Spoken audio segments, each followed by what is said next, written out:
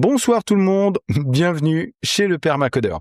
L'objet de ce soir, c'est un entretien, donc c'est un échange que j'ai avec un ou plusieurs invités. Pour l'instant, c'est surtout des binômes. L'idée, c'est d'échanger sur une thématique en particulier. La première fois, c'était avec Sylvain Wallace autour d'OpenAPI et de ce qui se passe chez Elastic. L'autre sujet, ça a été avec Alexandre autour de ce fameux mot de legacy.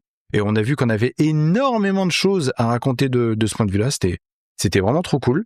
Et ce soir, on va discuter, encore une fois, un domaine de la tech francophone, mais qu'on n'a pas abordé jusqu'à maintenant, le web, le développement web et tout ce qu'il y a autour. Donc, bonsoir Denis. Écoute, est-ce que tu peux te présenter 2 secondes, vite fait, pour nos téléspectateurs et téléspectatrices, n'est-ce pas?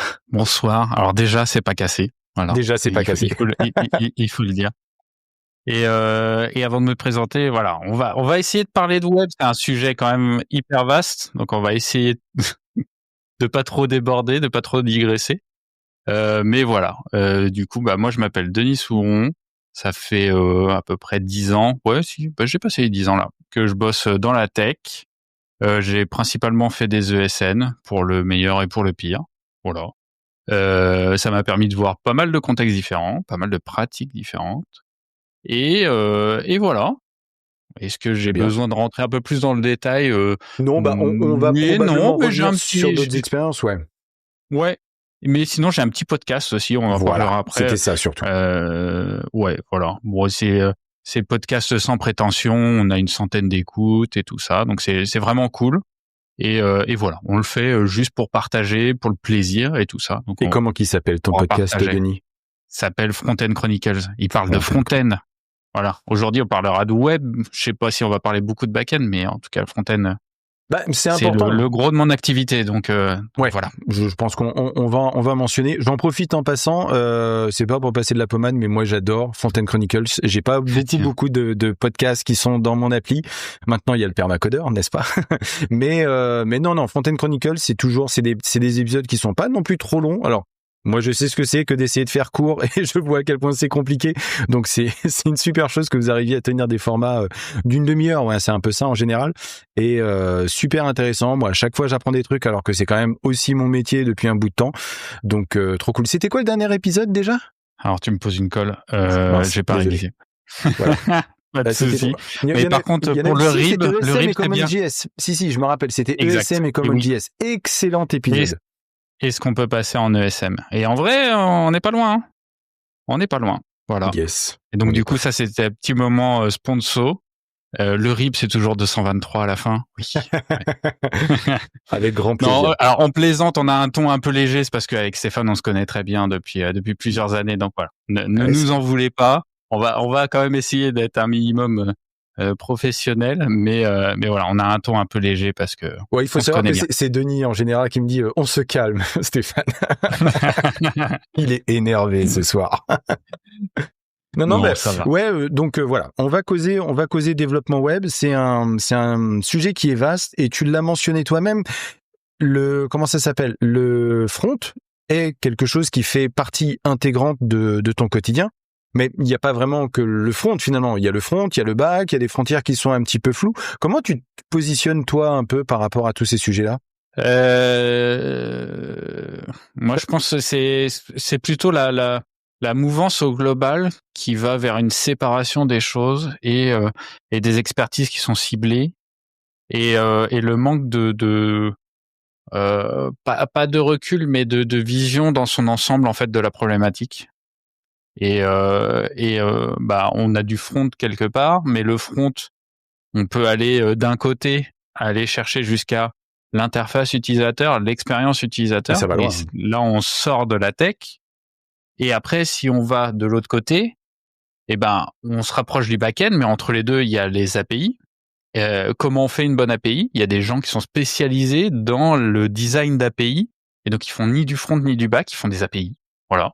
On a eu quelqu'un qui bossait avec OpenAPI il y a pas longtemps que tu as eu en invité. Et voilà.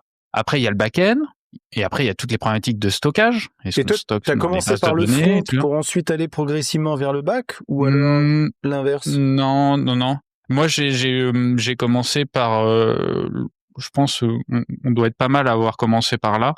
C'est il y a une appli web qui fonctionne déjà, et toi, tu viens rajouter du code, et tu rajoutes du code dans la partie back. Donc, tu rajoutes des règles métiers, tu corriges des bugs dans la partie back, etc.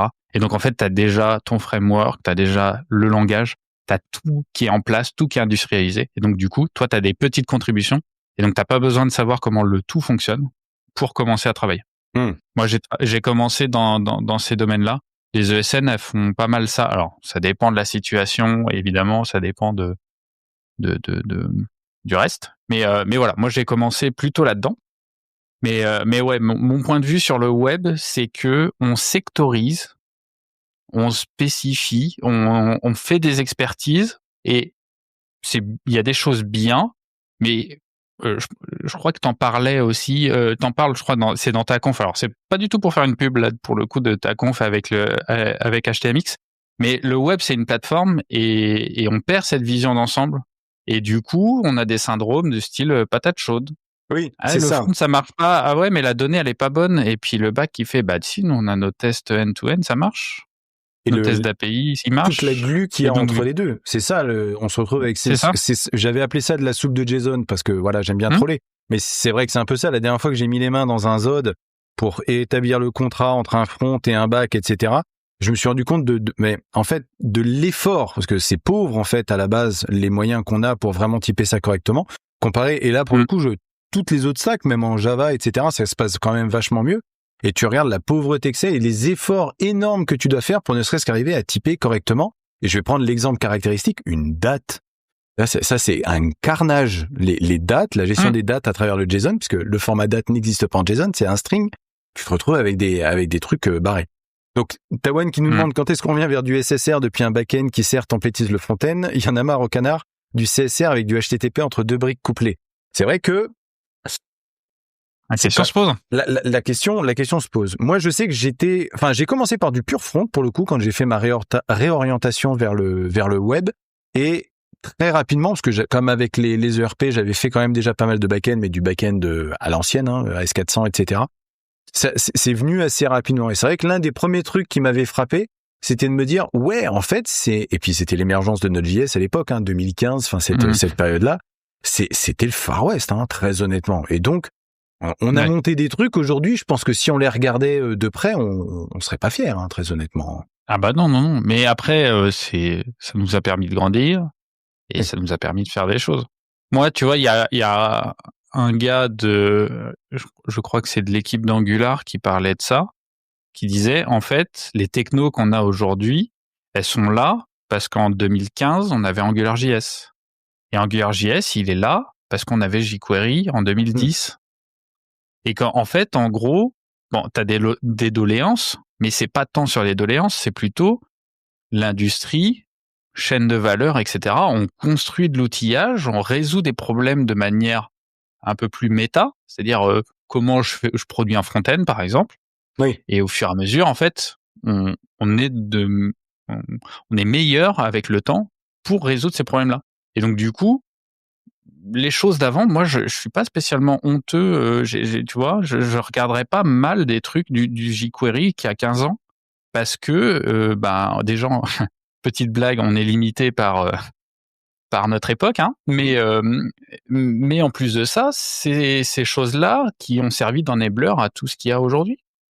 Tu vois, on construit des briques, on y va au fur et à mesure, c'est un cheminement, si tu veux. Et donc, du coup, ce qu'on est aujourd'hui n'est pas... Ouais, c'est ça, c'est produit d'un contexte, et s'il n'y avait pas eu ce qu'il y avait avant, on serait pas ce qu'on en est aujourd'hui. Alors bon, après, c'est un peu philosophique, etc. Pas forcément le sujet, mais je suis pas honteux, en tout cas, sur des vieux codes et des vieilles code bases, des vieilles technos, parce que, en fait, c'est ce qui nous ont permis voilà.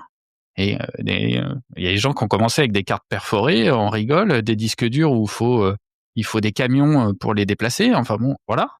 Bah ouais, mais aujourd'hui, le résultat, je il est pense cool, qu'on se rend pas compte de l'historique et de le côté très itératif. Chaque jour, limite, graduel. Il y a une très bonne vidéo, et je dis ça parce que je l'ai vu tout à l'heure, la dernière vidéo de Design Theory, la chaîne sur YouTube. Si vous connaissez pas, regardez. Toujours intéressant.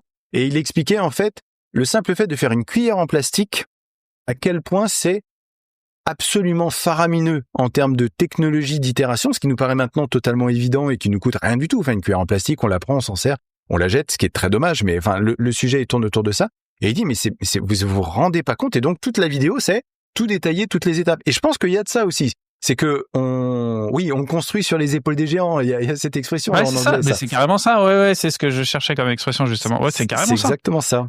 C'est que avant Angular, il y avait jQuery, enfin même s'ils ont cohabité pendant un certain temps. Après Angular, il y en a eu d'autres qui sont arrivés avec d'autres idées. Enfin, je veux dire, Svelte ne serait pas Svelte avec les runes s'il n'y avait pas eu la réactivité avant en termes de concept, quoi. Exactement.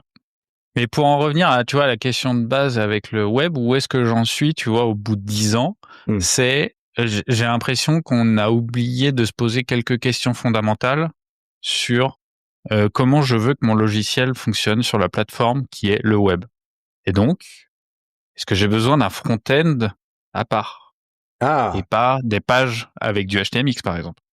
Oui, c'est-à-dire de revenir au sens de on est là pour implémenter une application, on est des développeurs, des développeuses, donc on est là pour répondre à un besoin même. C'est ça, on n'est pas là pour bourrer du React ou pour bourrer du Svelte ou du SolidJS, c'est ça, c'est cette espèce d'étiquetage. Et c'est même pas pour bâcher des technos, tu vois, c'est plutôt le fait de se mettre des ER, de dire je ne connais que ça, je n'ai appris que ça et je me suis expertisé là-dedans. Hein, on reviendra, je pense, sur le fait que les frameworks demandent un niveau de connaissance de comment ils fonctionnent qui est extrêmement élevé, qui fait que ça t'enferme parce que tu passes de on va prendre autre chose, on va prendre Tailwind 3 à Tailwind 4, toi ce genre de truc. Enfin, c'est un ensemble de sets de compétences spécifiques à l'outil qui font que en vrai tu peux pas t'intéresser à autre chose. Donc zone de confort. Mais tu vois, des fois on peut se demander aussi, par exemple, t'as une application web et voilà, qui fait son boulot. T'as pas vocation à avoir une API sur une API qui est partagée, qui est ouverte, soit à un ensemble restreint d'utilisateurs ou alors public, etc. Si t'as pas prévu d'API, est-ce que vraiment c'est si grave si tu respectes pas tous les standards des API? Oui. Tu vois, on peut légitimement se poser la question du moment qu'elle est sécurisée, par exemple, qu'elle est performante et qu'elle répond à tous les besoins de design et d'utilisation, les cas d'utilisation de ton application, tu vois. Alors, je dis pas qu'il faut du coup tout faire à l'arrache, voilà, on s'assoit sur les principes REST et des trucs comme ça. Non, c'est pas du tout ce que je dis, et du coup, il y a certaines choses aussi où le compromis il est assez sévère, hein. Si on s'assoit sur REST, t'as certaines politiques de cache que tu peux pas appliquer comme ça. C'est ça, on perd beaucoup de choses. On perd beaucoup de choses, voilà. Mais des fois, on se dit le nom d'une route qui est pas bien comme il faut par rapport à REST, ouais, mais mon API, elle est pour moi, elle est pour personne d'autre. Et comme j'embrasse la plateforme dans son ensemble, c'est qu'un détail d'implémentation. Et s'il est pas parfait, mais qu'il répond aux besoins, tu vois, c'est OK. Oui. Tout comme temporairement, t'aurais un stockage fichier plutôt qu'une base de données parce que t'as peu d'utilisateurs, t'as pas envie de payer une base de données allumée tout le temps, etc., etc. Et c'est OK. Tu vois, ce genre de truc où tu vas chercher, une simplicité d'abord, et après tu peux être un peu plus sophistiqué si tu as besoin. Ouais, en fait, c'est plus c'est de se poser la question, quelles sont mes exigences non fonctionnelles? Parce que je mets de côté les exigences fonctionnelles, parce que ça, de toute façon, c'est le métier, on n'y touche pas. Mais quelles sont nos exigences non fonctionnelles? Et est-ce qu'elles sont vraiment justifiées? Tu vois, il y en a certaines. Celle que j'aime à citer la plupart du temps, c'est l'accessibilité. Tu vois, on ne transige pas sur l'accessibilité. C'est no fucking way. Par contre, effectivement, est-ce qu'on ne se crée pas des exigences non fonctionnelles quand on dit on va mettre du HTTP entre les deux, on va séparer front et back. Pourquoi? Parce que il faut du JSON. Pourquoi? Et de poser la question à chaque fois de pourquoi, ça me semble pas déconnant, quoi. Et c'est peut-être ça finalement cette progression qu'on a au fur et à mesure, et c'est cette remise en question. Et je sais qu'on en a parlé souvent tous les deux, et je sais que tu vois, ne serait-ce que la question de Tawane va dans ce sens-là aussi. On remet en cause maintenant cette espèce d'automatisme de dire on va monter une application web et donc et qui nécessiterait d'avoir, alors, je prends d'autres choses, du Tan Stack Query. Alors on a parlé de Tailwind, et puis côté back on a dit en ce moment on a des javaïstes, donc on va faire du Java, on va faire du Spring, du machin, etc. Et alors qu'en fait on pourrait se dire non, en fait peut-être qu'un truc tout bête, tout méchant, alors que ce soit en Node.js ou autre chose, peut faire le taf. Il y a ce questionnement. Ouais, c'est ça. Ouais, en fait, c'est les choix de facto, tu vois, où je me dis, après, c'est bien aussi d'avoir, comment je pourrais le dire, parce que c'est un peu un anglicisme, mais des strong default, quoi. C'est bien d'avoir des... Opinionated. Ouais, opinionated, pas forcément, mais c'est surtout, en tout cas, des comment dire, des choses par défaut qui sont bien au global.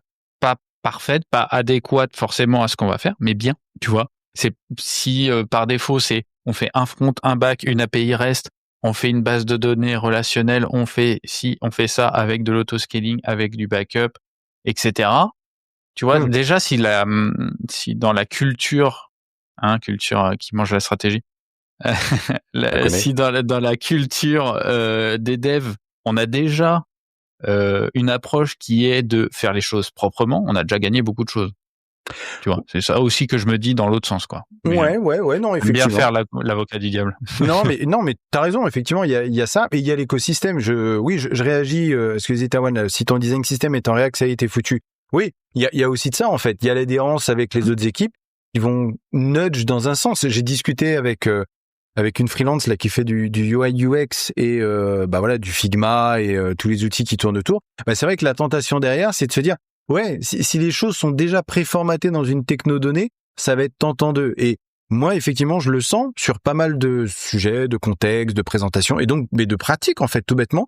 Cette espèce de nudge à chaque fois qui consiste à revenir vers cette espèce de code mal taillé. Alors, je prends l'exemple de React parce que en l'occurrence c'était ce sujet-là. Et tu dis ben ouais mais non, parce qu'en fait les raisons pour lesquelles React est né, on pourrait les challenger aujourd'hui fortement, hein, les web components en tête. Et bon, il y a les sujets comme HTMX pour l'orchestration. Et finalement, on se retrouve avec cette espèce de nudge, de tentation de se dire bah ouais mais en fait c'est très difficile de sortir. Et c'est ce que je discutais, tu vois, pas plus tard qu'avec le Manto Factoring, de cet optimum local qui consiste à dire il y a ça, on n'en est pas satisfait, mais ça a l'air de marchouiller un peu. Et on se traîne finalement des emmerdes avec ça parce que on n'arrive pas à mettre suffisamment d'énergie pour sortir de l'optimum local et passer à un autre truc, c'est du Rust HTMX ou autre, tu vois, du GoTemple avec une autre librairie. Et je trouve ça très compliqué, moi, personnellement. Ouais, je vois. Et du coup, ouais, avec ton terme d'optimum local, je pense ça reflète bien en fait la peur des alternatives, quoi. Il faut passer une marche pour les alternatives. Et peut-être qu'au final, on sera mieux, mais en attendant, il faut passer une marche. Et je pense que tout le monde n'est pas prêt à passer une marche. C'est ça. Limite, il faut justifier du fait de se reposer la question de la technologie, qui est quand même ouf quand il réfléchit 2 secondes, parce que la technologie est censée servir l'application et on essaye de nous faire croire. Et je vais taper 2 secondes sur les réseaux sociaux. Mais on essaye de nous faire croire qu'on peut tout faire avec React, qu'on peut tout faire avec Vue, qu'on peut tout faire avec ça, alors que c'est pas vrai. Bien, c'est pas vrai. Sinon, il y aurait juste une fois qu'on a installé. Alors, je vais taper sur qui cette fois? Angular. Tiens, j'ai pas parlé d'Angular. T'installes Angular et Angular pour le coup, c'est même encore plus pernicieux que ça parce que c'est vrai qu'Angular a souvent eu cette réputation de battery included. Je crois même que c'était encore dans leur homepage il y a pas longtemps. Et ouais, mais sauf qu'en fait non. Je veux dire, Angular va pas te donner, un framework du UI, tu vois. T'es obligé d'installer autre chose derrière, autre chose qui va devoir causer avec les affordances d'Angular pour le design, pour l'exécution, pour les tests. Hein. On sait à quel point les tests, c'est souvent le parent pauvre des frameworks, etc. Moi, j'ai du mal en fait à me justifier le fait de dire ok, on va partir là-dessus et puis YOLO quoi. J'ai l'impression qu'on signe déjà pour de la dette technique en fait, déjà de base. C'est ça. Mais a priori, l'écosystème entier a convergé autour de React, Next.js. Quoique ça a l'air d'être challengé, hein, j'ai l'impression. Je sais pas ce que t'en penses. Alors, il y a un petit peu de ça, mais c'est vrai que déjà le fait que ça tourne autour de ça, je pense qu'il y a aussi une autre problématique qu'on n'a pas abordée, c'est le staffing. Ah oui, c'est vrai. Parce que mine de rien, on va pas forcément faire le procès des gens qui mettent une techno dans leur titre de poste. Oui, vous n'êtes justement. Pas un dev Next.js. Voilà, mais malheureusement, il y en a peut-être certains qui le sont. Mais voilà, on va pas leur faire leur procès à eux, mais c'est plutôt quand je disais la problématique du staffing, c'est il y a des gens, ils savent faire essentiellement que ça, etc., etc. Et le marché les incite à faire que ça, à ne pas aller voir ailleurs, les offres d'emploi, etc. Et si tu arrives sur un projet et que tu proposes un truc qui n'est pas courant, t'es hors sol. Voilà. Donc il y a un peu tout ça. Mais bon, c'est En fait, ce que je voulais dire par là, c'est pas juste une conviction personnelle qu'on peut amener et pousser. Et ça tire beaucoup trop de choses de faire bouger ces lignes-là, parce que tu disais que la question elle se pose plus sur est-ce que ma techno elle est pertinente ou pas. Et je suis complètement d'accord avec toi sur le constat, mais je pense que inverser la tendance, ça tire quand même pas mal de choses, notamment le staffing. Et voilà. Et quand on tire le staffing, bah, ça veut dire aussi nos recruteurs. Les recruteurs, si on leur dit qu'ils ont plus leurs mots-clés, c'est ça, ils sont paumés. Ils sont paumés, et c'est pas une incompétence de leur part. C'est plutôt que, bah voilà, ils ont leur domaine et ils ont leur manière pour faire le recrutement, etc. Et que si t'enlèves une partie de leurs outils, eh ben ils vont plus. On a un problème dans le recrutement. Enfin, clairement, que ce soit le management. Et je vais pas dire que c'est encore pire, mais du management un peu slip sur la tête, comme j'aime à le dire, découle un recrutement qui lui est entonnoir sur la tête. Parce que quand tu vois des fiches de poste où ils te mettent, j'ai vu passer ça, c'était un moment, mais c'était un peu l'idée, c'est limite PNPM obligatoire. Frère ou sœur, t'es sérieux là? On s'en fout, en vrai. PNPM turbo, tu lis la page. Oui, il va y avoir quelques petites spécificités sur des cas bien spécifiques, mais comprends les différences un petit peu, les grandes, t'as un petit peu fait ta veille, on s'en fout que t'aies fait du PNPM ou que t'aies pas fait du PNPM. Même pareil, enfin, Vue.js entre la composition API et puis l'autre dont j'ai oublié le nom parce que ça a encore changé. C'est ça. C'est, enfin, pareil, je veux dire, à un moment donné, tout ça, c'est un peu isomorphique, enfin, tu t'y retrouves, quoi. Et puis, l'onboarding est censé être là pour ça. Sauf que t'as cette barrière du recrutement et j'ai l'impression que c'est encore pire aujourd'hui. Et je vais pas rajouter les problématiques de télétravail. Mais, où en fait, on n'arrive pas à faire matcher un ensemble de gens qui voudraient peut-être faire autrement, faire autre chose, qui ont vu d'autres choses, tu vois, qui voient des streams avec des gens qui font du Rust, tu vois, ce genre de choses. Et ce qu'ils ont au jour le jour, où on leur dit ah non, nous il faut absolument connaître React 16 parce qu'on n'a pas upgradé depuis, parce qu'on a un gros monolithe, enfin on a un microservice monolithe distribué MFS boule de Swift, etc. Et c'est le Big Ball of Mud là. Et on peut rien faire parce que c'est en prod et que enfin voilà, et tu te retrouves à marcher sur la tête. Donc les recruteurs arrivent pas à trouver parce que les autres on leur a vendu du React 19 avec des React Server Components ultra technologiques mais couilles là de chez Vercel, et en même temps tu dis nous la réalité c'est du React 15 16 en classe component avec les lifecycle quoi. Et donc je pense que tout le monde est paumé en vrai. Paumé. C'est difficile. Je sais pas. Oui, c'est difficile, mais après, tu vois, on est un animal sociable. On est. Mais non, mais tu vois, on s'adapte à notre contexte. Tu vois. Moi, je suis pas spécialement surpris en fait quand je vois un peu ce qui se passe, tu vois. Le problème, c'est que chacun joue avec ce qu'on lui donne. Oui. Et voilà. Et puis justement là quand t'en parlais avec le manufacturing, c'est ça, je crois. En fait on est en plein dedans en fait. Il faudrait des gros changements culturels et je suis pas sûr qu'en Europe on les ait de par comment c'est boutiqué, comment on approche les problématiques, comment on approche l'entreprise, comment on approche la société, les citoyens, etc. Voilà. Oui, parce qu'on est encore dans un mode de fonctionnement où ça décide au-dessus de ce qu'on va faire. Quand je dis ça décide, c'est ça. On va dire les archives, enfin tu vois, ce niveau-là de gens où les gens qui étaient là avant. C'est impossible à palper. Ouais. C'est ça. Et après, en fait, tout découle de ça. Finalement, tu as cette espèce de plan. Donc on reste quand même dans le pyramidal. Et le plan arrive, tu vois, le plan de la manufacture. Il dit on va mettre en place telle machine. La machine, c'est quoi? React 17. Ok. Et derrière, il y a quelle autre machine? Ok, ça va être Spring Boot. Ok. Et donc, tu as cette machine-là, mais juste mettre les machines, ça va aller. Puis toi, t'arrives derrière, col bleu, t'arrives et clonk, t'es censé rentrer dans le moule. Donc oui, je comprends que ce soit séduisant d'un point de vue recrutement, mais à la longue, en fait, on se retrouve, comme on disait avec Alexandre, juste avec des legacy qui disent pas leur nom et qui n'ont jamais été assumés en tant que tels. Ouais, et puis encore, tu vois, dans ce que tu donnes comme description, c'est pas mal incarné. Et moi, je pense que c'est plus pernicieux que ça. Hein. Je pense que vraiment, c'est juste des individus comme moi, par exemple, qui ne va pas arriver dans un projet et tout envoyer péter en disant ces technos-là, c'est à la benne, on va prendre d'autres. Et voilà, parce que... Alors, je pense que oui, au bout d'un moment, tu vas avoir de la réticence d'un C-level qui va dire pourquoi tu prends un truc qui a 500 GitHub stars, tu veux pas prendre le truc qui en a 90 000 pour une raison complètement pétée et d'autres raisons qui peuvent être légitimes, qui sont si j'ai un patch de sécu, je l'ai dans la journée ou dans la semaine avec des milliers d'utilisateurs, etc.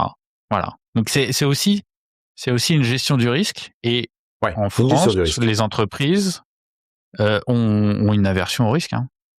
Mais parce que on a un modèle aussi sociétal. Bon, on va pas forcément rentrer là-dedans, mais voilà. C'est culturellement, je vais juste m'arrêter là, quoi, grosso modo. Culturellement, on a plutôt une aversion au risque et donc les décideurs vont plutôt être réticents à prendre des risques et les techs ont toujours connu un environnement où on va pas trop prendre de risques, quoi. Ah mais tu vois. Ou alors peut-être sur des choses avec des petits enjeux. C'est intéressant que tu dises ça parce que, alors je suis d'accord, on va dire sur l'aversion au risque d'une manière générale, en particulier sur des pays du vieux continent comme la France. Oui, effectivement. En revanche, je sais pas si tu te rappelles à un moment donné, quand tous les, désolé, hein, c'est pas pour blâmer les javaïstes ou quoi que ce soit, mais vous allez vite comprendre. Vas-y. Quand tous les javaïstes se sont mis à faire de l'Angular 2, hein, tu vois cette époque-là où il y a eu de l'Angular 2, le recrutement c'était Angular 2 partout, mais vraiment. Et même les gens qui faisaient juste de l'AngularJS, ils étaient regardés comme ça. Ils faisaient, mais non, mais tu connais pas TypeScript. Maintenant il y a Angular 2. Maintenant c'est du typage fort. Vas-y que je te mets des classes. Et vas-y que je te mets des classes. Et puis on va faire des abstracts public void. Voilà, c'est ça. Enfin toute la sauce qui va avec. Et j'ai bien senti cette période-là qui a duré 6-8 mois, un truc comme ça, ce qui est éternellement long hein, dans le front-end, bien évidemment. Et très rapidement, j'ai vu arriver React. Et je blâme pas React pour le coup parce que j'ai adoré la première conf où ils l'ont présenté, justement parce que ça allait à rebours de toutes ces conneries-là. Et sauf que maintenant c'est le standard presque quand je parlais des standards et des conventions, React et à plus forte raison Next.js, c'est un petit peu cette espèce de standard jusqu'à croiser des gens qui font du UX UI et qui te disent les rares fois où je mets les mains dans le cambouis, c'est pour faire du Next.js alors que ils sont censés être sortis de la technique. Enfin après on peut, c'est un sujet les UX UI et la technique, mais au-delà de ça. Mais je me suis dit, comment ça s'est fait alors? Parce qu'on a une aversion au risque. Limite, React n'aurait jamais dû prendre. Et pourtant, c'est le cas. Ouais. Tu vois, j'ai du mal à m'expliquer ça. Ah, moi, je pense qu'il y a Google qui a mal joué son coup avec Angular. Ok. Et vraiment, on copie, hein. On copie la Silicon Valley, hein. Ouais, on copie, mais même Vue.js, tu vois, je vois de plus en plus de projets avec du Vue.js. Parce que c'est un petit peu le principe de, j'aime bien cette phrase-là parce que pour le coup, elle gratte des gens qui méritent d'être grattés. C'est la science avance un cercueil à la fois. C'est-à-dire que c'est la jeune génération en fait, je pense, in fine, qui décide de ce que ça va être. Et à la jeune génération, il suffit de s'être tapé alors de l'Angular 2.4 à l'époque. Et de se dire non, je veux faire du React parce que c'est fonctionnel et puis que le fonctionnel c'est super bien et puis j'ai vu un mec qui faisait du SQL, c'est trop cool.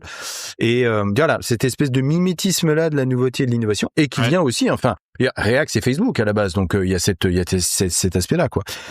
Et donc ça plaît, il y a pas de souci. Et pareil, Vue.js, mouvement en réaction à React.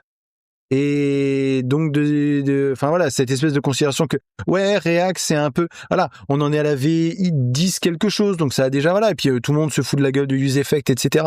A raison, hein. Mais et donc il y a ces nouveaux pure players là qui arrivent, donc on voit même des fois des projets sur des trucs un peu alternatifs quoi, et qui sont, comme le dit très justement Benji, qui sont eux pas backés par Facebook, Google et compagnie, et donc qui tirent leur épingle du jeu. Donc je me dis en fait, il y a des standards de fait, mais ça peut changer aussi.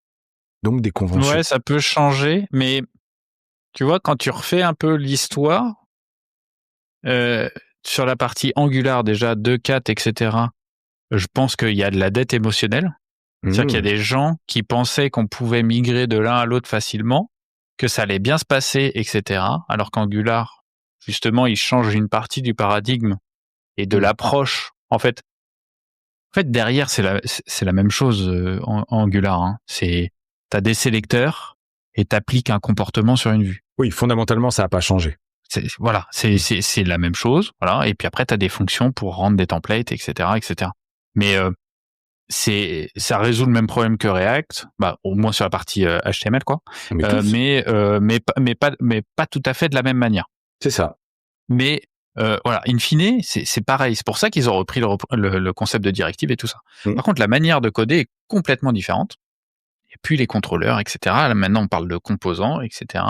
Il y avait plein de choses qui étaient un peu compliquées à gérer en AngularJS parce que tu avais les systèmes de dépendance et tout ça parce qu'on n'avait pas on n'avait pas tout ce qu'on a maintenant. Donc c'était des clausures avec des imports implicites, des requires et tout ça. C'était infect en fait. Oui. Tu pouvais pas remonter le graphe de qui importait quoi, etc. C'était que du savoir druidique. Voilà, en gros, fallait l'avoir codé l'application pour savoir comment elle fonctionne quoi.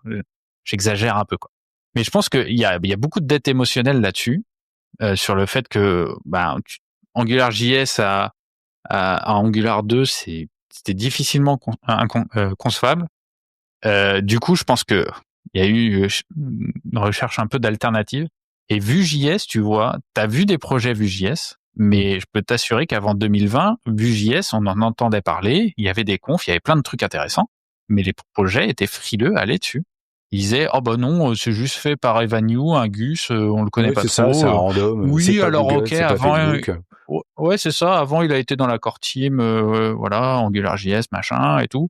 Et d'ailleurs, fun fact, Vue.js, c'est ce que Evanue voulait à la place d'Angular 2. C'est-à-dire qu'en fait, il était dans AngularJS quand il a vu Angular 2 et tout comment ça évoluait. Il était en mode, je me casse et voilà. Angular 3. Je vais aller faire mon framework moi-même avec des tables de blackjack et des robots. Non, mais c'est ça.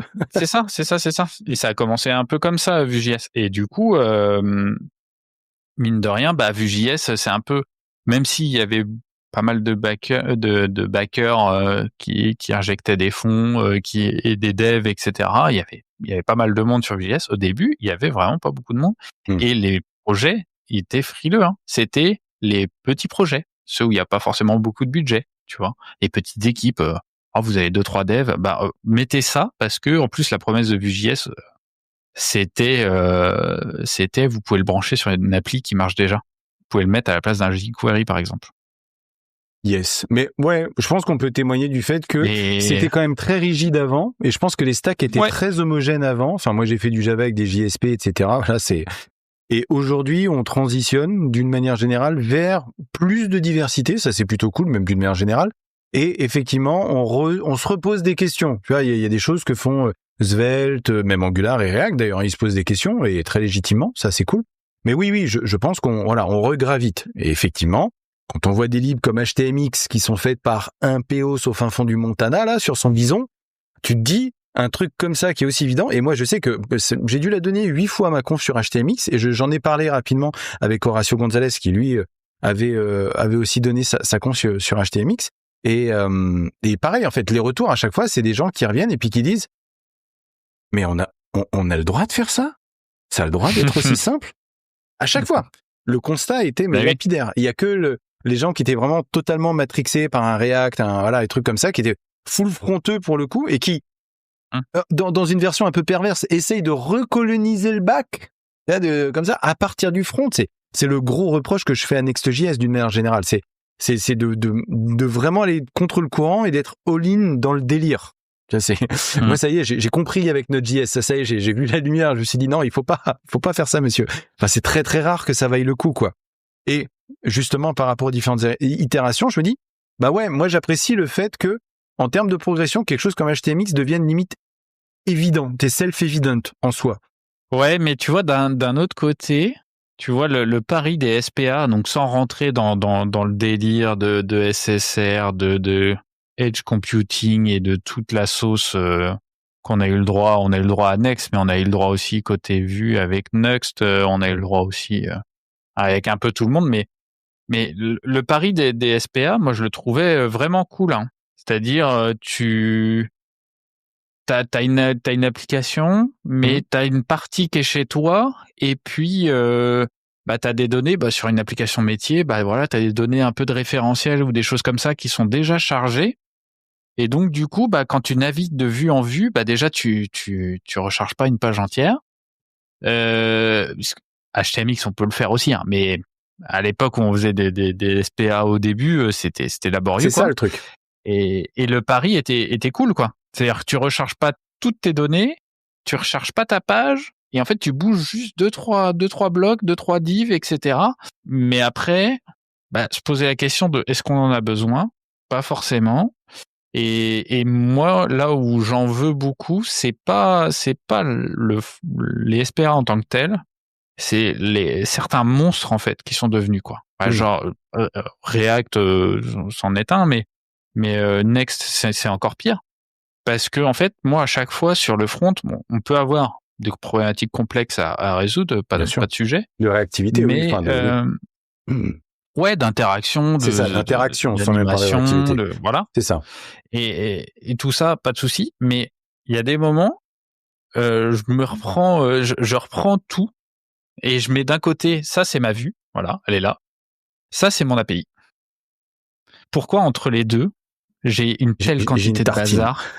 Ouais, j'ai une tartine. Et du coup, c'est si je dois, du coup, tout à l'heure on faisait pas le procès des devs, mais moi je vais faire le procès des SPA. Allez, on va y. C'est cette quantité de bazar en fait. C'est cette quantité de bazar où on a perdu beaucoup de plumes, je trouve, et ça devient vraiment compliqué. Là où, quand j'ai fait des bacs qui servaient du HTML, on faisait un truc, je vais dire un gros mot, on faisait du templating avec des contrôleurs. Les contrôleurs, ils avaient quoi? Ils avaient le view model et quelques fonctions de choses qu'ils pouvaient faire. Avec la base de données qui était vraiment pas loin derrière, quoi. La base de données qui était pas très... Et voilà. Et en fait, du coup, rendre du HTML, c'était pas compliqué. Et aujourd'hui, quand on regarde les SPA, justement, tiens, on peut creuser là-dessus si tu veux bien. Allons-y. Les SPA, alors pas trop Angular parce qu'ils ont gardé leur système de template à part et tout, donc je vais pas les prendre dans la discussion. Mais on va mettre du Vue.js, on va mettre du React, du Preact, du Svelte ou du ce que tu veux.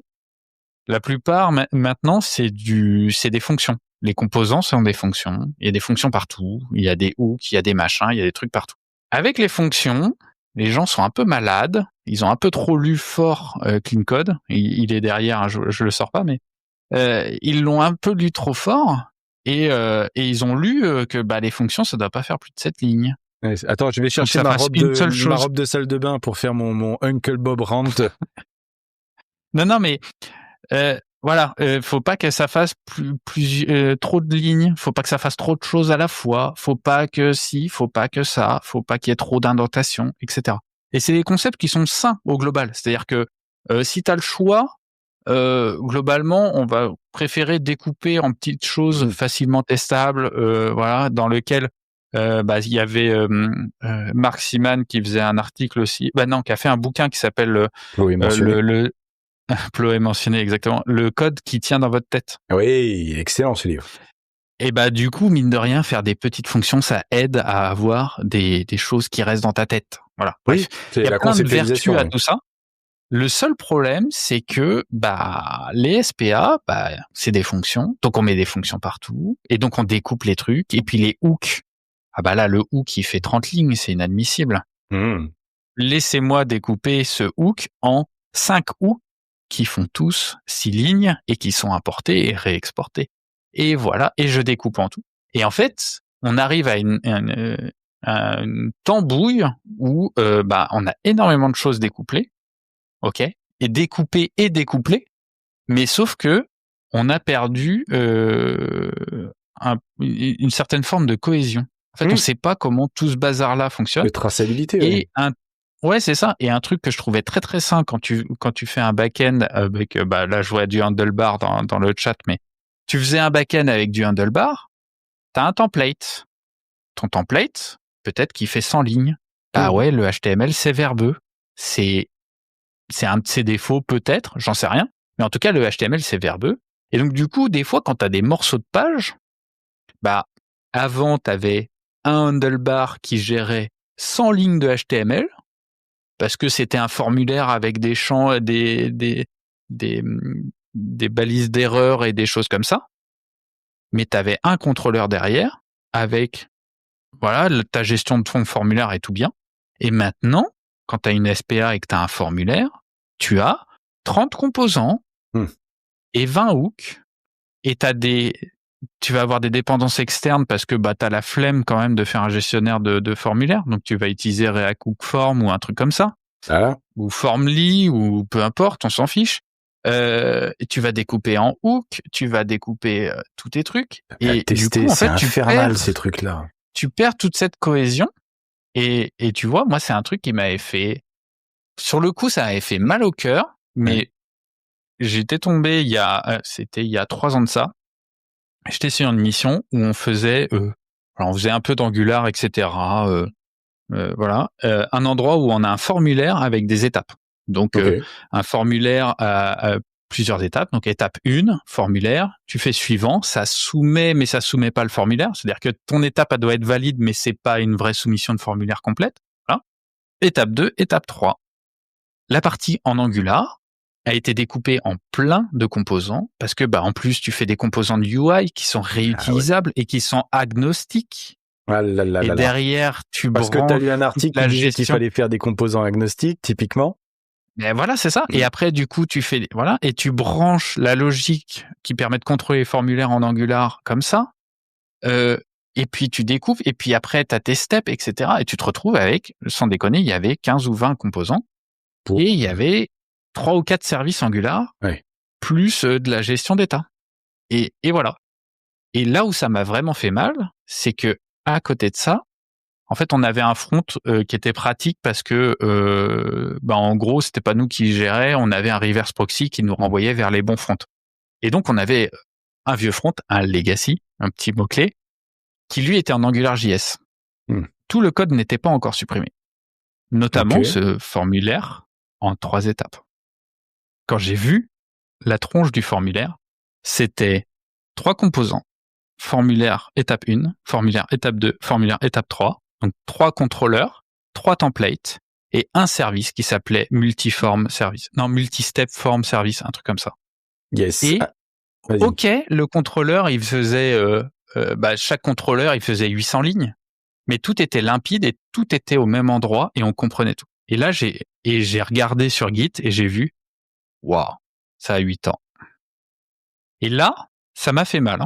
Ça m'a fait mal, mais je repensais à des choses auxquelles on discute des fois. Le moderne, c'est pas mieux, c'est contemporain. Oui, c'est contemporain. Et ce qu'on faisait avant, c'était pas forcément... C'était pas forcément déconnant. Benji dit, non, je vous suis pas là-dessus, chaque projet devrait avoir sa lib de composants agnostiques, mais le problème, c'est qu'on ne sait plus comment faire, on a oublié. Et je garde ta question, Etawan, elle est super intéressante. Ouais, je suis d'accord, oui et non. En fait... C'est compliqué pour une raison très très simple, c'est le budget. Oui. Est-ce qu'on a le budget de maintenir sa lib agnostique, sa lib de composants agnostiques? C'est une excellente question. Après, est-ce que ça fait pas partie, je vais aller dans le sens de Benji, comme ça, voilà, avocat du diable, est-ce que ça va pas dans le sens aussi du concept de toolbox, de se dire, voilà, alors, des fois, il va y avoir des entreprises qui sont mono-projet, enfin, monoproduit, monoprojet, elles sont là pour un SaaS ou un truc comme ça. Ça paraît pas déconnant qu'ils rentrent dans des problématiques de design system, d'abstraction, etc. Mais si t'es plus dans un mode de production de différentes applications, alors je sais pas, un webshop, tu vois, un truc comme ça qui va faire plusieurs applications, une ESN qui va travailler un peu toutes les mêmes stacks, c'est pas déconnant aussi de se dire on va capitaliser, investir sur l'outillage pour avoir une bonne perceuse plutôt qu'à chaque fois racheter le premier prix. Si je devais faire un parallèle. Ouais, mais du coup, se pose la question de en quoi on les fait, ces composants agnostiques. Web Component, il y a 4 ans, c'était non. Ouais, mais maintenant, aujourd'hui. Ah bah oui, maintenant aujourd'hui, oui. Mais il y a des gens, leur projet, il est démarré il y a longtemps. Et donc, ils doivent faire c'est peut-être un signal à passer, tu vois. Un signal, c'est référence aux signaux. Mais c'est peut-être un signal à faire passer de dire, tu vois, c'est comme HTMX. Vous avez le droit. Vous pouvez le faire. Oui. Ne brushez pas les web components là en disant non, comme tu dis, l'image qu'on peut en avoir. Et c'est pour ça que je dis ça avance un cercueil à la fois parce que peut-être que les jeunes qui commencent aujourd'hui, ils vont arriver et puis ils vont dire j'ai testé les web components, j'ai fait du lit, c'est extraordinaire. Et tu dis en vrai, pourquoi j'ai besoin des autres sauces? Je fais mes web components, tac tac tac, un petit peu d'HTMX comme j'avais fait l'article là sur ETA, HTMX et puis lit, ça fait le taf. en vrai. Ah oui, carrément. Et ça, on les avait pas avant. Bien sûr. Mais en fait, c'est qu'il faut réfléchir aussi à ce que ça a comme conséquence. Et typiquement, justement, Benji parlait d'avoir sa libre de composants agnostiques. Mais agnostique de quoi? Agnostique du métier, mais aussi agnostique de la techno. Parce que, en fait, moi, j'en ai vu des projets où, en fait, ils ont fait leur libre de composants. Ils ont fait leur libre de composants en Angular ou en React. Et en fait, à un moment, tu as un autre projet qui boot. On veut la même interface, on veut capitaliser là-dessus. Bah ouais, mais c'est un projet React. Donc tu les fous à la benne, tes composants. Oui, parce que c'est un rachat, ça peut être, il y a plein de questions. Voilà, on parlait du staffing, ça revient un rachat aussi, ou même juste un archi qui pète un boulon ou un lead dev qui pète un boulon. Hein. Il y a pas besoin d'avoir beaucoup de... Voilà. Donc oui, pour répondre à Benji, oui, si ça arrive, quoi.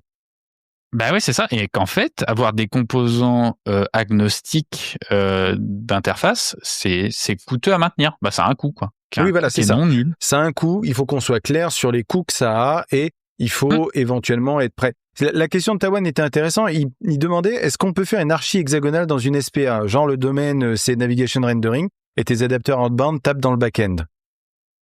Oui. Maintenant, est-ce que moi je recommanderais en fait, enfin tu vois, instinctivement quand alors c'est là où Clean Code m'a vacciné, tu vois, sur le diagnostic.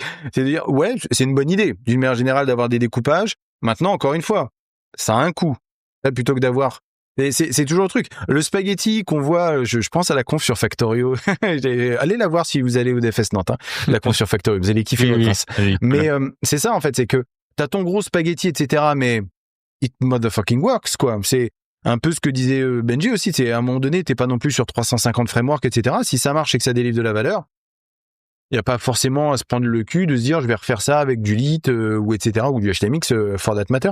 Et oui, ça peut fonctionner. Donc il faut qu'on soit clair aussi nous. En termes de message, de dire si on fait ça, c'est qu'il y a un coût. Si on met en place un design system, c'est qu'il y a un coût. Est-ce que le design system il a un intérêt si les composants ils sont utilisés qu'une ou deux fois?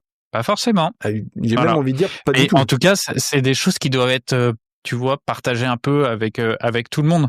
C'est-à-dire que du coup, est-ce qu'aujourd'hui c'est responsable de faire un design system qui est que dans une techno et qui enferme donc l'entreprise dans cette techno-là? Alors que design system, c'est que l'UI, hein, c'est que du browser, hein. Donc c'est pas de l'Angular, c'est pas du React, c'est pas du Vue. C'est pas du HTMX, un design system, c'est du HTML, du CSS et des interactions, c'est tout. C'est censé être ça. Mais en vrai, c'est quoi? C'est censé être ça. C'est un storybook sur lequel on a branché 350 plugins où il y a les trois quarts qui sont pas maintenus ou qui sont tout pétés. Ça te prend une step de je sais plus combien de temps que ça dure sur ta CI, etc. Et en plus, t'as les autres qui bourrent du Figma derrière, qui te balancent ça. Et tu te retrouves à se dire, attends, mais je comprends pas, j'ai 50 variantes de boutons différents qui sont visibles what the fuck, quoi. Oui, et puis après, ça ramène aussi d'autres catégories de problèmes. Si ton web component qui gère, je sais pas moi, une drop-down commence à laguer sévèrement quand dans ton implémentation dans React, tu fais quoi? Tu vois, pour débugger, bon bref. C'est pas mal de choses. Je voulais juste réagir sur la question sur l'exa quand même, parce que je trouvais ça intéressant. La partie qu'il faut garder en tête, tu peux faire de l'exa et tout, il y a aucun souci. C'est que tu as besoin d'un état réactif. Donc c'est-à-dire que il faut que ton framework soit capable d'observer un état qui peut bouger dans le temps. Donc ce que tu faisais par exemple, je sais pas si tu as déjà fait de l'Angular, mais du coup c'est les stores avec du RxJS, ou côté React, il faut que tu rentres dans une mécanique de je suis capable d'observer les changements. Parce que si tu prends juste des valeurs, ça ne marche pas, en fait. Parce qu'en fait, dans un back-end, tu as toujours un élément déclencheur. Ça va être, par exemple, une requête ou quelque chose comme ça. Mais la détection de changement et tout, c'est quelque chose qui est vraiment compliqué. Et donc, du coup, il te faut... Alors, je t'ai peut-être perdu, là, mais... Ouais, non, mais je suis en train de réfléchir aux conséquences que ça. Mais oui, j'avais pas pris l'exa dans ce sens-là. C'est-à-dire que si tu veux pouvoir changer dynamiquement, alors tu veux dire remplacer un adapteur par un autre? Non, c'est pas ça, c'est que grosso modo, par exemple, dans ton exa, tu as un point d'entrée qui va être j'ai appuyé sur tel bouton, je déclenche un process métier de mon domaine, oui. Ça va faire un appel back-end et ça retourne une donnée. ton oui, état d'accord, ok. interne, il va être modifié et il faut que ta vue elle soit capable d'être en capacité. Faut que ta vue elle soit en capacité de comprendre que cet état a bougé. Oui, ok. Et ça, c'est une contrainte supplémentaire parce que tu peux pas juste avoir un tableau que je regarde et puis voilà quoi. Parce que Oui. en fait autrement ça Ça suppose tire que c'est avec lui sur des choses, en fait. C'est ça que tu dis. ouais, c'est ça. C'est ça. C'est ça. Mmh. Ok. Ça tire des choses. Bon, je suis peut-être un peu trop rentré dans le détail sur ce sujet-là, mais dans l'idée c'est ta gestion d'état qui va être cruciale après pour ton archi exa. Ouais, alors après, avec du SSE, est-ce que ça pourrait pas le faire? Server Stream Event, pour ceux qui connaissaient pas l'acronyme, mais moi, discuter, j'en sais rien, tu vois, j'avoue, ta vue est à la fois driving et driven. Oui, c'est ça, en fait. Exactement. Effectivement, Ouais, c'est une bonne t'as formulation. bien résumé le truc. Ouais, tout à fait. Et comme le disait très bien Benji, en fait, ça se rapproche aussi des signaux. Là aussi, les signaux, tu vois, tu peux gérer ça d'une manière beaucoup plus simple. Parce qu'on sait tous, je pense, taper un NGRX à un moment donné qui a croisé notre chemin. Oui, ça pique. Là, pareil, on est passé des callbacks aux promesses, aux observables. Puis à un moment donné, on a dit attendez. Là, je comprends pas. Tout le monde est en train de saigner du nez. On va peut-être se calmer un peu. Et on repose. Qu'est-ce qu'on voulait faire à la base? Avoir de la réactivité simple avec des primitives simples à comprendre et qui soient harmonisées. Ok, les signaux, boum. Donc ça, c'est vrai que j'avoue que on converge sur pas mal de choses. Ouais. Oui, avec les signaux. Mais avec les signaux, c'est facile maintenant. Mais en fait, du coup, ça veut dire que tes signaux doivent être dans ton domaine. Et en fait, ton état doit être dans ton domaine et que c'est des signaux que t'exposes, etc. Et donc, tu peux pas totalement faire de l'exa parce que tu voudrais exposer du comportement, etc. Oui, mais en pas fait, comme tu dans vas un backend, exposer en de tout la cas. valeur. Oui. Ouais. T'es obligé d'exposer des valeurs à un moment et des valeurs qui vont bouger dans le temps. Et donc, ça va être des signaux, ça va être des choses comme ça, quoi. Oui, t'as un side effect. Et ouais. En fait, c'est ça. T'es dans un monde qui est fondamentalement impur avec le front. Alors que le backend, tu peux fonctionner avec le in-curim sandwich, Plo est mentionné. Où là, effectivement, oui, tu vas avoir à la marge des side effects, mais à l'intérieur, t'es dans ton petit univers pur. Et là, effectivement, tu peux être extrêmement réactif avec ton exa. C'est vrai qu'en front, tu l'as pas parce que t'es en train de montrer des choses, en fait. Donc, oui, c'est ça. C'est un Par peu définition, t'es dans un contexte avec des effets de bord. Et donc, pourquoi faire de l'exa dans ce cas-là? C'est vrai que si t'es exposé à ce genre de contraintes, comme ça tire avec elle, je suis plutôt de l'avis de Benji là-dessus, puisque ça tire des choses avec. À la limite, j'ai envie de dire, faudrait même faire de l'exa sans se rendre compte qu'on fait de l'exa, c'est-à-dire faire de la séparation saine entre les différentes briques, que ce soit avec, je pense à l'injection de dépendance d'Angular, parce que c'est ce que je maîtrise le mieux et c'est ce qui me va le mieux, en fait, en termes de paradigme. Mais oui, je pense que c'est peut-être un petit peu ça aussi, c'est de établir ces découpages. Moi, j'aimais bien les ng modules pour ça, pour le coup, chez Angular. Ça, c'était assez cool en termes de vraiment de clôture entre les différents éléments, histoire de dire non, là, c'est bon, quoi. C'est si tu tires tout le monde, quoi. Ouais. Moi, j'ai un autre avis là-dessus. C'est plutôt la testabilité et tout ça. Et en fait, moi, je tiens pas tant que ça à l'exa côté front. J'y tiens même pas du tout. Je m'en fiche un peu. Mais c'est plutôt juste la partie inversion de dépendance sur l'extérieur. Ce avec quoi le front va parler. Ok. Donc ça peut être le back-end, mais ça peut être aussi le local storage et tout ça. Pourquoi? Parce que dans des contextes de test, t'injectes juste une partie in memory et tu peux tester ton application avec un scope beaucoup plus grand. C'est-à-dire que tu peux tester, j'ai de la vue, je clique sur tel bouton, ça va tourner des endroits, donc on va dire mon domaine, mon corps, je sais pas quoi, mes traitements métiers. Ça va appeler un faux back-end en mémoire et ensuite je regarde que j'ai bien produit la bonne vue, quoi. Ouais, je vais réagir à ce que disait Tawan. En fait, il disait l'exa peut apporter de la cohésion dans le paradigme back-end, mais c'est peut-être ça en fait le truc, c'est important de connaître l'exa, c'est important de connaître comme clean code, c'est important de connaître ces mouvements-là pour justement se poser la question d'un point de vue full stack, mais vraiment je fais pas d'abstraction entre les deux. On est là pour servir l'application. Donc parmi l'ensemble de la toolbelt qu'on a, tu vois, les design systems, l'exa, etc., qu'est-ce qu'on peut utiliser pour atteindre l'objectif? C'est ça le truc. Ouais, c'est ça.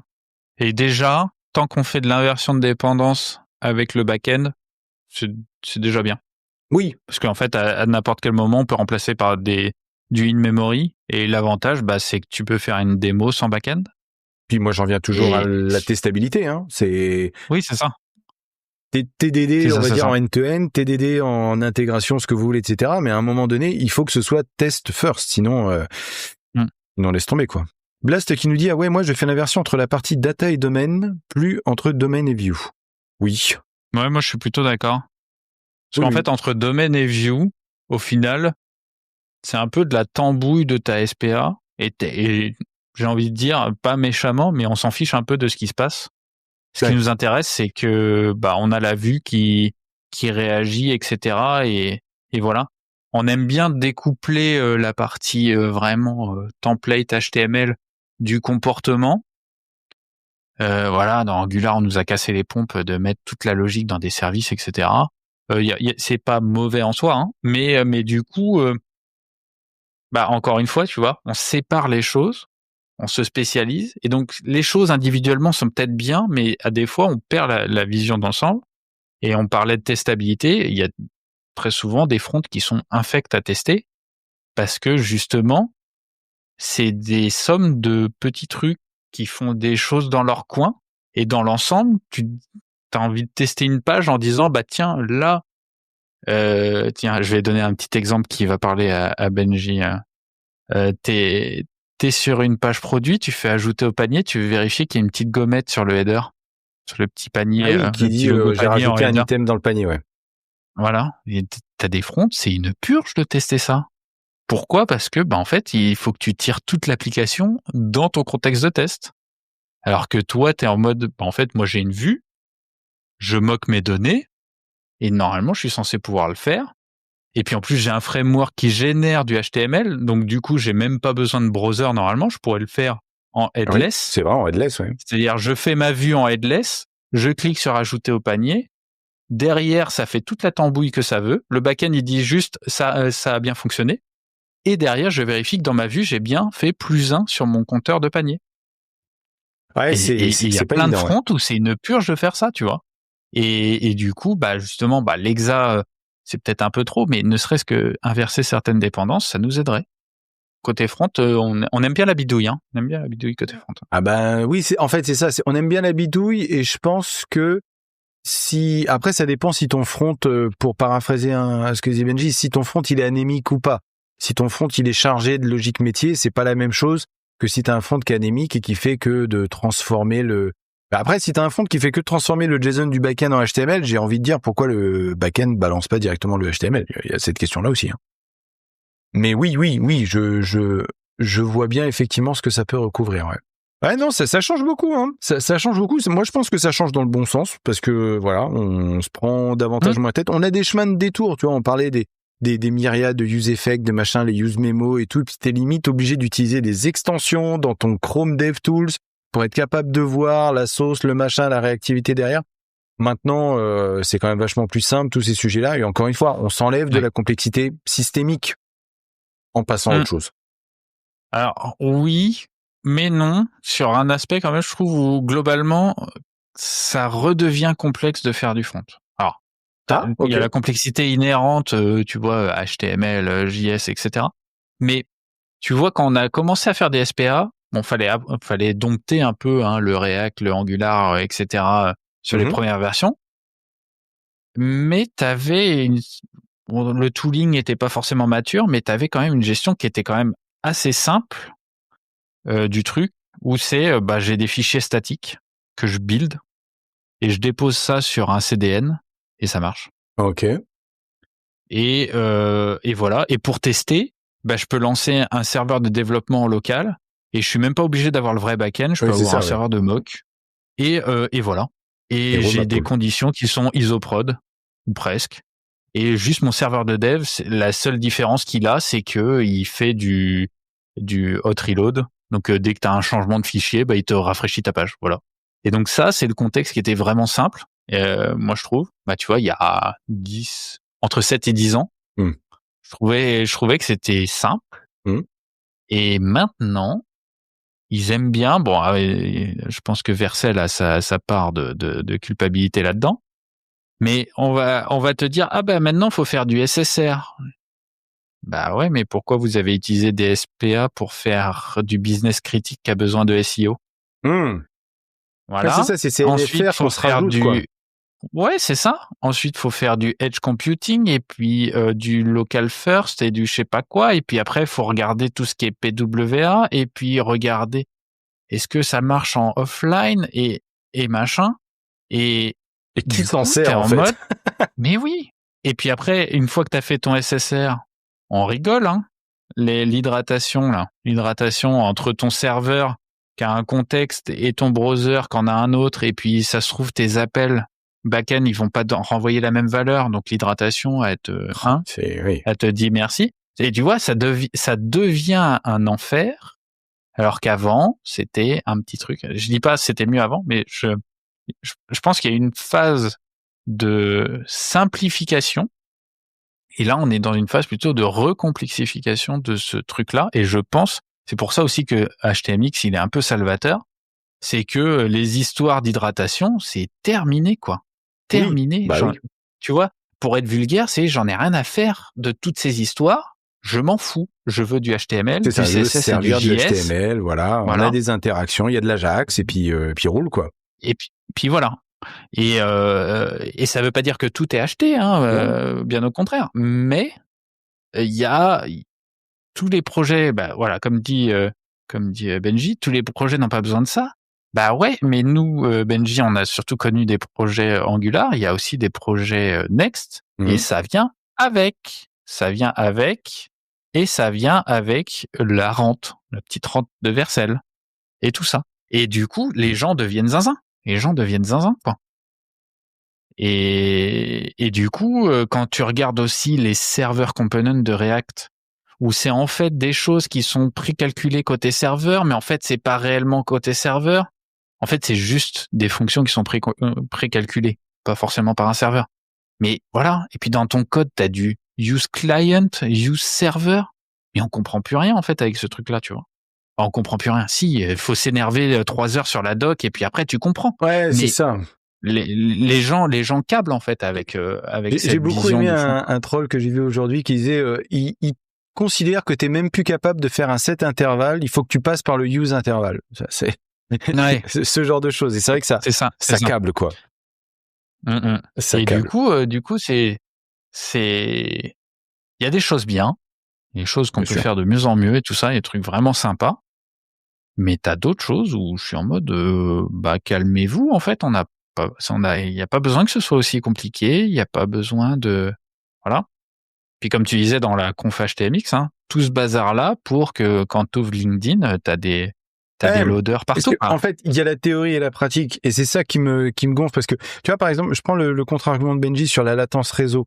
En fait, la latence réseau pour charger du HTML, qui est du texte qui se compresse très bien, qu'est-ce que c'est versus le fait de charger, et je sais plus quel site j'ai pris il y a pas si longtemps, où tu sais, c'était ma femme qui s'en plaît, alors je sais plus, ça devait être Vinted ou un truc comme ça, je vais pas m'acharner sur Vinted, je vous aime bien, me bannissez pas. Et mais c'était infernal, tu regardais les requêtes réseau, c'était JS sur JS sur JS sur JS sur JS. Et je me dis, je regarde la page, je suis désolé, un appel, 20 kilooctets grand max. Vous foutez pas de ma gueule.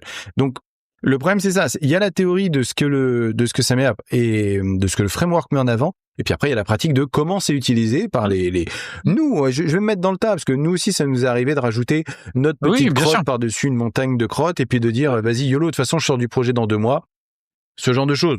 Pas de problème, je prends ma part sans problème. Mais ouais, je pense qu'il faut faire attention là-dessus, parce que la théorie nous aura tués plus souvent que la pratique. Ouais, et puis tu vois, après, il y a des trucs justifiés, l'histoire du offline, je suis complètement d'accord. Carrément. Il y a plein de trucs justifiés, et je pense que c'est ça, en fait. C'est que de base, il y a plein de cas justifiés. Et, tu prends une autre techno qui est à la mode, c'est TanStack, où ils font plein d'outils, ils font des formulaires, du requêtage, de la mise en cache, etc., etc. Et en fait, sur la partie requêtage, donc c'est TanStack Query, t'as plein de trucs bien, mais ils arrivent avec beaucoup d'options activées par défaut, et c'est opinionated. Et c'est sympa. Le seul truc, c'est que du coup, des fois, est-ce que j'ai besoin de ça? Parce que si tu prends ta Stack Query, il va te mettre automatiquement, tu changes d'onglet, tu reviens sur ton onglet, il rejoue tes appels qui ont servi à générer ta page. C'est cinglé. Et t'as des trucs où tu peux faire, du coup, ça fait tout seul des set intervalles de 1 minute et toutes les minutes, je vais refetch les données qui ont servi. Voilà. Et du coup, t'as des choses qui sont vraiment sympas, mais ça tire plein d'autres choses ailleurs, tu vois, sur ton back-end, etc. Et donc, t'as plein de concepts, t'as plein de choses en plus, mais t'en as pas toujours besoin. Et je trouve qu'aujourd'hui, la partie front, tu vois, c'est un peu subi, mais on l'a complexifié nous-mêmes, tu vois. Oui. Tu vois, c'est le même truc avec le full stack, quoi. Oui. Les gens qui disent mais le full stack, mais je peux pas, il y a trop de trucs à connaître, voilà, entre Next.js, le SSR, etc. Et puis après j'ai l'autant, le base de données, j'ai le back-end. Puis de côté back-end, il y a les microservices, et puis en plus on fait de l'event driven, et puis voilà. Puis on a certaines fonctions, elles sont en serverless, et puis machin. Frère, est-ce que t'as besoin de tout ça? Mais c'est même pas la question de on a besoin de tout ça, mais le job devient compliqué parce qu'on l'a rendu compliqué, tu vois. C'est parce que chaque domaine a sa richesse, etc. Et du coup, ça devient compliqué d'être full stack dans un contexte où tu utilises toute la gamme, quoi. Alors, est-ce que ça change pas petit à petit? Alors qu'un bon vieux monolithe. Mais c'est avec un bon vieux monolithe. Non, mais c'est pas trop ça que je veux dire, mais c'est plutôt ajuster, comment dire, apprécier les choses à leur juste valeur. Si t'es sur un gros contexte où t'as toute la sauce, quoi, c'est-à-dire là typiquement en ce moment je travaille sur du microservice qui est en serverless avec de l'event driven. Donc c'est-à-dire qu'on a des fonctions serverless qui sont regroupées sous forme de composants de type microservice et qui vont après dialoguer avec de l'event driven. Voilà, j'ai pas d'objection spéciale sur l'architecture. On a un besoin derrière ça, donc on a ça. Et donc, oui, quand t'as une archi comme ça, c'est coûteux de maîtriser tout ça. Et donc, par exemple, sur ma mission actuelle, la partie back-end, front-end, pardon, je passe pas forcément beaucoup trop de temps dessus, quoi. J'ai pas le temps d'être expert de la partie front et voilà, des tambouilles qui ont été mises en place, des trucs bien, des trucs moins bien, et puis de taper sur les doigts des gens qui font voilà, et au contraire d'aller voir les bonnes idées qu'ont eu les copains. J'ai pas le temps. Mais d'un autre côté, on a des projets où en fait, tu sais que ta cible c'est 3000 utilisateurs, ça sera pas plus. Parce que t'es dans la DSI de telle boîte et c'est un logiciel interne. C'est ça. Et que sauf si la boîte, ça devient Nvidia ou je sais pas quoi, elle va pas du jour au lendemain passer de 3000 à 500 000 utilisateurs. Du coup, tu te dis, mais pourquoi on s'inflige ça, tu vois? Et du coup, tu t'infliges pas ça. Et par contre, les gens, ils peuvent être full stack. Parce qu'en fait, tu vas mettre 4 gus dessus. Et tu vas pas faire du microservice. Tu vas peut-être même pas faire de front. Mais les gens, ils géreront tout. De l'interface jusqu'au stockage, en passant par les éventuelles API, les éventuelles requêtes réseau, le back-end, les règles métiers, etc. Mais les gens peuvent avoir ce scope-là parce que, justement, c'est réduit. Dans ce contexte-là, c'est réduit. Et en plus, maintenant, on a les LLM. En plus, maintenant, on a les LLM. C'est vrai que tu voulais parler des LLM en plus. Ah ouais, je voulais parler des LLM. Tu sais, il faut un point IA, puisque moi, je suis ni croyant ni pratiquant. C'est ça le problème. Je suis un héritier. Mais oui, tu vois, c'est ce que j'ai constaté ça en regardant, je sais plus, un échange qu'il y avait eu. Et ça renforçait d'ailleurs ce qu'on disait sur la partie convention par défaut. Mais c'est vrai que tu demandes, en fait, on parlait de Quick. J'ai vu parler de Quick rapidement là dans le chat. Je pense que tu demandes à un LLM de t'aider à faire du Quick, ça va être compliqué. Alors que tu demandes à un LLM de t'aider à chier un create, React App ou je sais plus comment ils font maintenant, nos soucis YOLO, c'est parti quoi. Et puis voilà ce que ça va te pondre derrière quoi. Les LLM permettent au DevBack de nous faire des pull requests front périmés depuis 4 ans. Non mais Benji, je pense que tu serais ravi. Tu vois, avant t'avais des eslint.json. Et maintenant, tu vas avoir agent.md, convention.md. C'est des dossiers maintenant de Markdown. Des dossiers de Markdown entiers. Après, en vrai, il y a une vertu là-dedans. c'est que tu as des gens qui se sont mis à écrire sur ce qu'ils attendent. Alors, agent.md, non, mais tu as des gens qui décident, ou en tout cas qui sont lead dev, ou donc il y a un minimum soit de connaissances, soit de pouvoir décisionnaire sur le, voilà, ou de background, qui mettent sur le papier, dans un markdown, c'est pareil, des choses qu'ils attendent. Oui. Et en ça, c'est génial. T'as des gens qui ont mis, au fait, quand vous utilisez telle techno, vous prenez bien les habitudes de codage de telle version. Ouais. C'est pas acquis pour tout le monde, hein. Non, c'est vrai qu'il y a un avantage à ça. Alors, je sais pas si ça Humain.md, mais non, mais c'est ça. C'est un peu, ouais, non, mais c'est un peu l'idée. Mais c'est encodé, en fait, dans des documents Markdown. Et en fait, en vrai, c'est ce qu'on nous demande de faire depuis des années, qu'on fait toujours mal. C'est quoi les conventions de codage? C'est quoi les conventions de codage du projet? Là, j'ai un nouveau projet, il faut que j'écrive les conventions. Pas les cons. Non, mais c'est, voilà. Faisez pas les cons, s'il vous plaît. Police 72. Un grand merci, Graven YouTube, pour le follow. Mais c'est ça, en fait. C'est peut-être que finalement les LLM vont nous faire pareil. Encore une fois, peut-être qu'on est censé aller dans un délire pour revenir à un truc sain d'esprit derrière, et que le fameux humain.md, c'est ça. C'est à un moment donné, plutôt que de dire simplement ouais, faisez pas les cons. C'est ça. Va falloir qu'on écrive de la doc. C'est l'idée. C'est on se pose 2 secondes et on le dit à un LLM, parce que on sait que si on lui dit pas clairement, il va faire un RM ou un RF de home et ça va être la sauce à un moment donné. Parce que carrément. Voilà.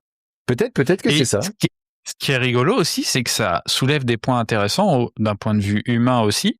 C'est quand t'as un projet avec des microservices, en tout cas un découpage assez en plusieurs logiciels, que t'as des conventions différentes à certains endroits, ou que t'as plusieurs logiciels tout court à suivre, et que en fait t'as des pratiques, des versions qui changent, etc. Ou alors tout simplement t'as des microservices avec des API à maintenir entre eux, versionnés ou pas. En fait, quand tu te rends compte de la complexité que c'est à faire comprendre à ton LLM ce qu'il doit faire, tu comprends que les gens qui travaillent là-dessus, c'est une purge pour eux aussi. Tu prends du recul. Et voilà. Et je pense qu'il y a des gens qui ont développé, et tant mieux, une certaine forme d'empathie pour les gens, pour leurs équipes, en disant c'est dans dans ces conditions-là qu'ils doivent travailler. Alors je pense, c'est pas arrivé à tout le monde, hein. Et mais oui, tu vois, il y a de la vertu là-dedans, c'est que un mal nécessaire peut-être. On écrit des choses qui n'étaient pas écrites avant, des non-dits, et ça c'est cool. Après, j'ai pas testé le fait de demander à un LLM de prendre une base de code et de lui dire est-ce que tu peux en déduire le humain.md. Ça pourrait être intéressant en fait de challenger le machin. Ouais, alors déjà, tu vas lui demander, il va te répondre. Donc t'en auras un. Et voilà, ouais, dédicace à mes PO qui ont tenté des PR. Force à toi, hein, force à toi. force et honneur. Non, mais après, tu vois, ça pose des questions, parce que moi, les LLM, je suis pas spécialement sceptique, mais j'aime bien que ça reste un outil. C'est-à-dire que c'est pas un décideur, c'est pas quelque chose qui choisit à ta place. Oui, t'es pas dans il y a plus de dev dans 6 mois qu'on entend depuis 2 ans et demi, quoi. Ah oui, ça, oui, c'est le running gag déjà est une démonstration en soi, hein, de l'inertie de notre monde, mais non, mais c'est plutôt comment dire, c'est un outil, donc faut s'en servir comme un outil, et on voit aussi toutes les dérives comme de chaque outil, mais bon, l'IA, peut-être que ça va me donner tort. Mais avant l'IA, on avait la génération de code avec de l'UML. Ah oui, de l'UML, oui. De l'UML. Entre-temps, on a eu aussi le no-code. Bon, le no-code, on s'est dit que c'était peut-être une connerie, donc on va faire du low-code. Au final, c'est des gens qui font un peu de code parce qu'ils connaissent, mais on fait du low-code. Et puis après, il y a une loi, je sais plus comment elle s'appelle, cette loi, qui dit que grosso modo, toute personne non programmeur qui passe suffisamment longtemps sur un système qui s'approche à un programme devient un programmeur au bout d'un moment. C'est ça, oui. C'est le mec qui est nul en informatique, qui doit gérer tout son bazar sur des feuilles Excel et qui, au bout de 4 ans, en fait, devient un crack des macros VBA parce que c'est le seul moyen qu'il a trouvé. D'Excel, ça reste le langage de formation. C'est ça. Excellence. UML, ouais, c'est ça. Et du coup, il devient un crack en macro VBA parce que c'est la seule manière qu'il a trouvé de résoudre son problème. C'est clair. Et donc, peut-être que les LLM vont me faire mentir. Je pense que, en fait, ça va avoir sa place d'un côté en tant qu'outil. Oui. C'est-à-dire que de la même manière, on a notre bundler, on a notre packager, on a notre machin, gestionnaire de dépendance, on a notre ESLint, on a tout ça. Bah, on aura notre IA qui va nous aider à faire de l'autocomplete un peu en mode super power, qui va nous aider à générer des tests, notre batterie de tests. Oui, c'est ce que disait Tower, en fait, c'est le mode de fonctionnement en MCP où t'exposes des fonctionnalités comme make lint, make test, make build, d'ailleurs très bien make.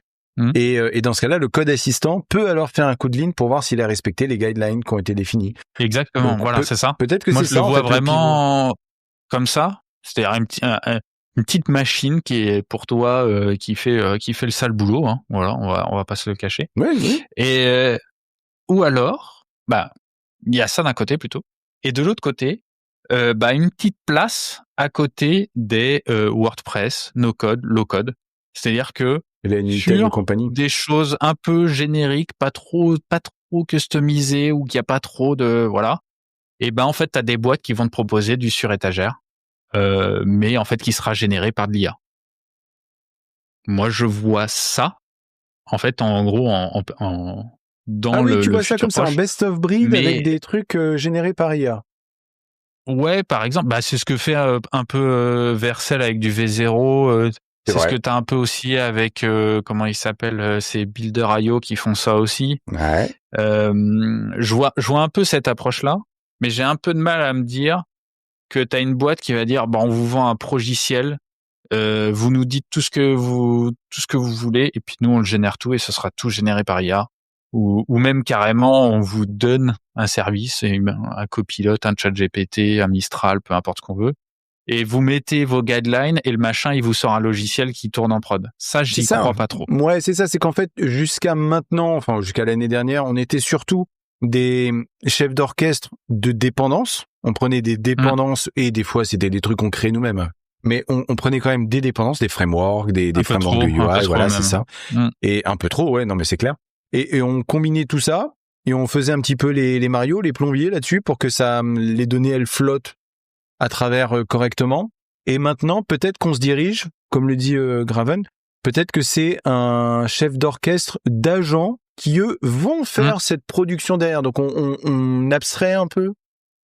Et ça me semble pas déconnant en fait en soi. Ouais, et puis moi j'ai un problème après avec ça, c'est quand on a un logiciel qui est fait par IA et qu'il y a un problème, on fait quoi ? Mais non, on n'a jamais de problème. On fait pas de maintenance. Et du coup, c'est des problématiques où il y a pas de bonne réponse. Tu vois, c'est un peu comme les dilemmes des voitures autonomes. Il y a pas de bonne réponse. Et voilà. Et donc du coup, tu as certaines personnes qui se disent, peut-être que la bonne réponse c'est de pas faire de voiture autonome. C'est une manière de résoudre le dilemme. Oui. Je dis pas que c'est ce que je recommande ou pas du tout. Non, mais je comprends le mouvement. Oui, c'est comme le controversé Luc Julia disait, c'est que on n'arrivera peut-être jamais au niveau 5, c'était ça du FSD, de l'autonomie des voitures, parce que c'est tellement la sauce en fait de conduire, et que c'est vrai que nous en tant qu'humains on a intégré, et même des fois nous-mêmes c'est la sauce, que les machines n'y arriveront pas, ou du moins pas avant. Enfin, encore une fois, est-ce que c'est exponentiel ou asymptotique ? J'ai toujours pas tranché sur le sujet. J'ai quand même plutôt l'impression que c'est asymptotique pour l'instant, mais à chaque fois il y a une nouvelle révolution, avec des gros guillemets quand même, qui arrive et qui me fait quand même relativiser. Et moi je sais pas, je continue de me poser la question. Donc comme souvent quand je me pose la question, c'est que ça va pas. Ouais, mais en tout cas, ouais, c'est bon. Les LLM, de toute façon, c'est pas sujet simple, ça nous touche un peu tous, mais en tout cas, dans le logiciel, là où j'ai un problème, c'est bah, le LLM, il va faire un choix. Ouais. Pourquoi il a fait ce choix, etc. Et je pense qu'on est plus tolérant envers des humains qu'envers des machines, tu vois. C'est-à-dire que les humains, on est faillibles, etc. Telle personne, elle est véreuse, telle personne, elle est attentionnée, telle personne, Et etc. tu peux pas lui parler parce qu'elle va péter un câble, oui, non, mais je vois. C'est ça. Ouais. C'est-à-dire qu'on on attribue des caractères, des sentiments, etc. aux différents individus. Et ce qui fait que certaines choses sont excusables, explicables, peu importe, on s'en fiche. Voilà. Mais du coup, quand tu as une machine et qui fait des mauvaises choses, voilà. Et du coup, je sais pas, moi, tu prends un SaaS et le SaaS, en fait, il a été écrit en IA. Ouais, il va 100%. être codé. Ouais. Va être codé à fond la caisse. S'il marche pas. Ouais. Tu te fais rembourser. Ok. Mais s'il marche pas pour 80% des clients, on fait quoi? C'est que il y a pas un mec qui a réussi à se faire vendre une Chevrolet, enfin une bagnole pour $1 parce qu'il avait abusé du chatbot, il avait réussi à faire de la prompt injection, parce que là on parle d'erreurs, on va dire accidentelles, mais il y a tout le problème de la SciSec en fait derrière, c'est qu'à partir du moment c'est ça, où carrément. c'est Benji qui disait ça, c'est personne vérifie et check que ce que fait vraiment le code. En vrai, tu sais pas quoi. Et j'avais vu passer, je le repartagerai peut-être, un florilège là sur LinkedIn qui passait de gens qui avaient vibe codé leur truc, et limite ça disait vous ne pouvez pas utiliser le mot de passe machin, il est déjà utilisé par truc. Il y avait un message d'erreur qui était affiché comme ça, où nous avons envoyé le code de vérification 1 2 3 4 5 6 à telle adresse quoi, et donc il y avait l'UI en dessous de saisie du code. Oui, c'est oui. Si tu vois, non mais voilà, bon là on est un peu taquin, mais oui. Mais là, ça se voit. Mais il y a toutes les fois où ça se voit pas. Moi, je suis d'accord avec Benji. C'est tout cet aspect subtil qui fait, et on en a croisé des gens comme toi et moi qui font les trucs des fois un petit peu par-dessus la jambe, ou qui savent pas, qui sont en onboarding. Encore une fois, on peut pardonner beaucoup de choses aux humains. Mais ça crée des comportements qui vont pas. Ouais, et puis, qui est accountable? Qui est responsable? Si on parle de RACI, oui, effectivement. Qui est accountable derrière? Parce que responsible, ça, tu vas pouvoir pointer le LLM très vite. Ouais, toi, t'es à la limite informed. Voilà, mais qui est accountable derrière?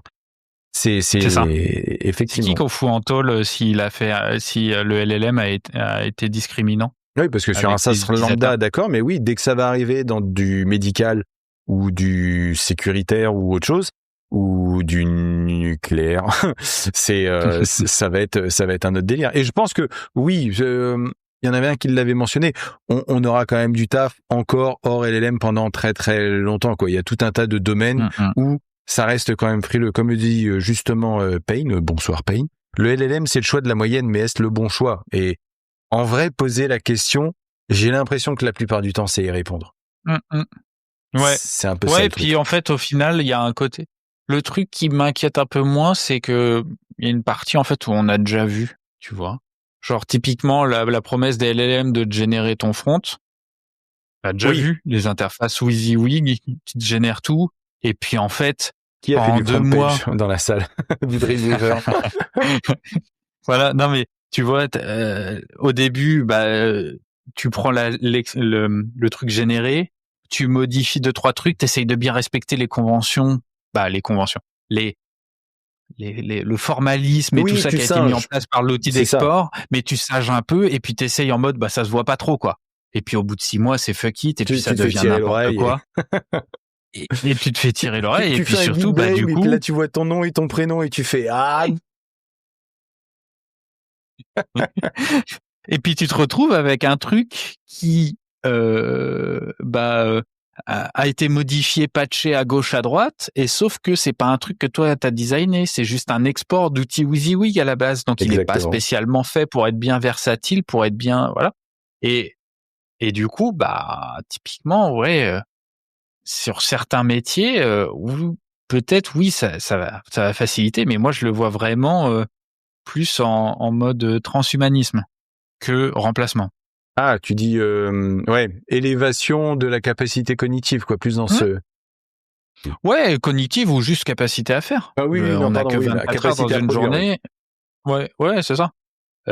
Et typiquement, les designers, ils vont aller plus vite quand ils vont faire des UI avec un LLM, parce qu'en fait ils vont le montrer 2-3 fois et voilà. Ouais, j'ai Quand l'impression tu regardes, en fait, on va plus vite, mais Pardon, pour faire ouais. quoi, c'est ça surtout. Bah, ça dépend sur quoi, mais tu vois sur Figma par exemple, pour en citer qu'un, bah t'as un agent et tout ça qui tourne, et le machin, dès que tu commences à faire 2-3 patterns qui se ressemblent, bah le 4e, tu le fais pas toi-même, quoi. Ouais. Et du coup, il te génère tout, etc. Et il s'adapte à ce que t'as fait toi. Donc si t'as une manière d'organiser les choses, de nommer, parce que bon, Figma, bon, c'est un sujet en tant que tel, mais on connaît tous les fichiers Figma, je vais y arriver, hein. Où tout est en bazar, les frames sont pas nommés, les cadres sont pas nommés, il y a rien, il y a aucune variable, il y a rien du tout.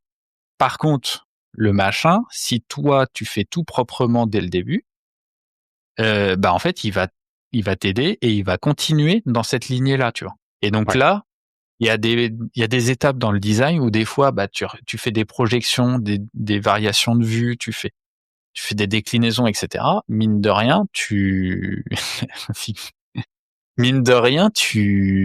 fais beaucoup de choses répétitives et c'est de la perte de temps sèche, en fait. Et un LLM, il peut très bien comprendre et compléter ça pour toi.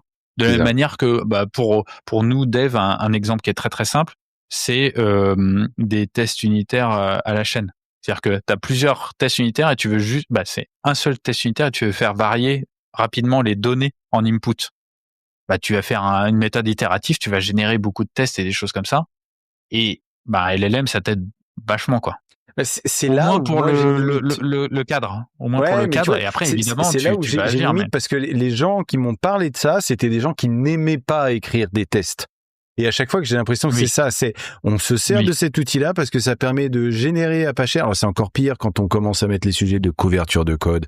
Mais c'est good art si tu nous écoutes.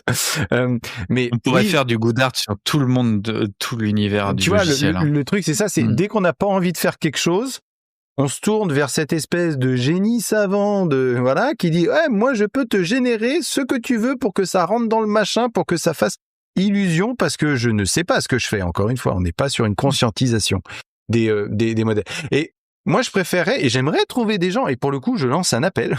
Si vous êtes quelqu'un qui est passionné par un sujet, que vous arrivez à vous accélérer sur un sujet sur lequel vous êtes passionné, moi, ça me va très bien. Contactez-moi qu'on regarde ça ensemble. Parce qu'à chaque fois, j'ai l'impression que c'est des gens qui me disent j'aime pas faire ça. Typiquement, le truc qu'on voit des vibes influenceurs, mes fesses là sur les réseaux, qui disent sur LinkedIn là, en 24 heures, j'ai fait un SaaS qui fait papa, maman, machin, etc. et qui a 30 millions d'ARR. Non, prenez pas les gens pour des cons non plus. Et surtout, le propos derrière, c'est j'aime pas faire du code, donc j'utilise un LLM. Mais moi, j'aimerais bien trouver quelqu'un qui me dise moi, j'aime faire du code et j'utilise un LLM et avec mon agents.md, mon humain.md, ce que tu veux, j'arrive à produire quelque chose qui, comme tu disais très justement, du point de vue transhumanisme, accélère ma capacité à produire. Mais à produire ISO par rapport à ou même supérieur à ce que j'aurais fait auparavant. En termes de qualité, c'est ça. Tu vois ? Alors que sinon, si c'est juste parce que chier des tests unitaires avant les LLM, il y avait moyen, sans aucun problème. Oui, bien sûr. Et puis même les SaaS, on n'a pas attendu les LLM pour avoir des SaaS qui vont révolutionner le monde et tout ça, mais on les attend toujours. Tu vois, et les rares fois où tu veux effectivement générer de l'algorithmique ou des données différentes, etc. pour des tests, là tu vas utiliser des vrais paradigmes comme le property testing, comme le mutation testing, mais des choses qui sont axées dans un sens et qui disent moi je vais tester comme ça parce que ça a un intérêt de tester en property testing avec whatever, NaN, etc. dans tes inputs de test. Alors que là le LLM c'est surtout je veux faire semblant. Tu sais, c'est le canard. Je veux que ça ait la couleur du canard, que ça ait les plumes du canard, que ça ressemble à un canard, mais en vrai, c'est pas un canard, c'est un ornithorynque. Ouais. Je vois ton message, Benji. Je suis d'accord avec toi. Et ça, c'est un des trucs puissants, je trouve, quand même, des LLM. C'est qu'à un moment, j'ai dû faire du Groovy. Je savais pas qu'est-ce qui était dans l'API Java, dans l'API Groovy, parce que je connais un tout petit peu l'histoire de Groovy, le fait que ce soit lié à Java. On s'en tient très très loin de Groovy, oui. Voilà, c'est ça. Après, on sait que ça existe. Mais on sait que ça existe et en tout cas, je devais en faire. Et ça m'a évité un nombre d'allers-retours incalculables vers la doc, alors que j'avais des choses très basiques à faire. Est-ce que j'ai une chaîne de caractères qui est dans dans un string? Est-ce que dans ma liste j'ai ça? Et est-ce que dans ma map je peux mapper ça, etc., etc. Et du coup, mine de rien, ça m'a permis d'appréhender un langage que je connais pas spécialement et d'être très vite productif parce que en fait les langages ils se ressemblent, c'est juste la syntaxe que tu connais pas et les 2-3 footguns, tu vois. Bon, j'exagère un peu avec ça, c'est un peu provocateur, mais tu vois, globalement on gère des variables, on a des fonctions, on fait des appels, on fait des boucles, on fait des conditions.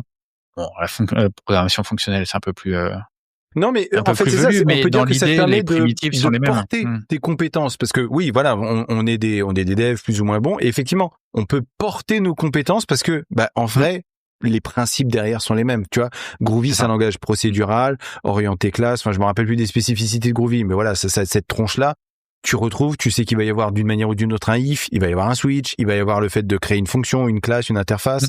Voilà, c'est ça. On est des devs avant d'être des devs React, Groovy, machin, etc. Donc, oui.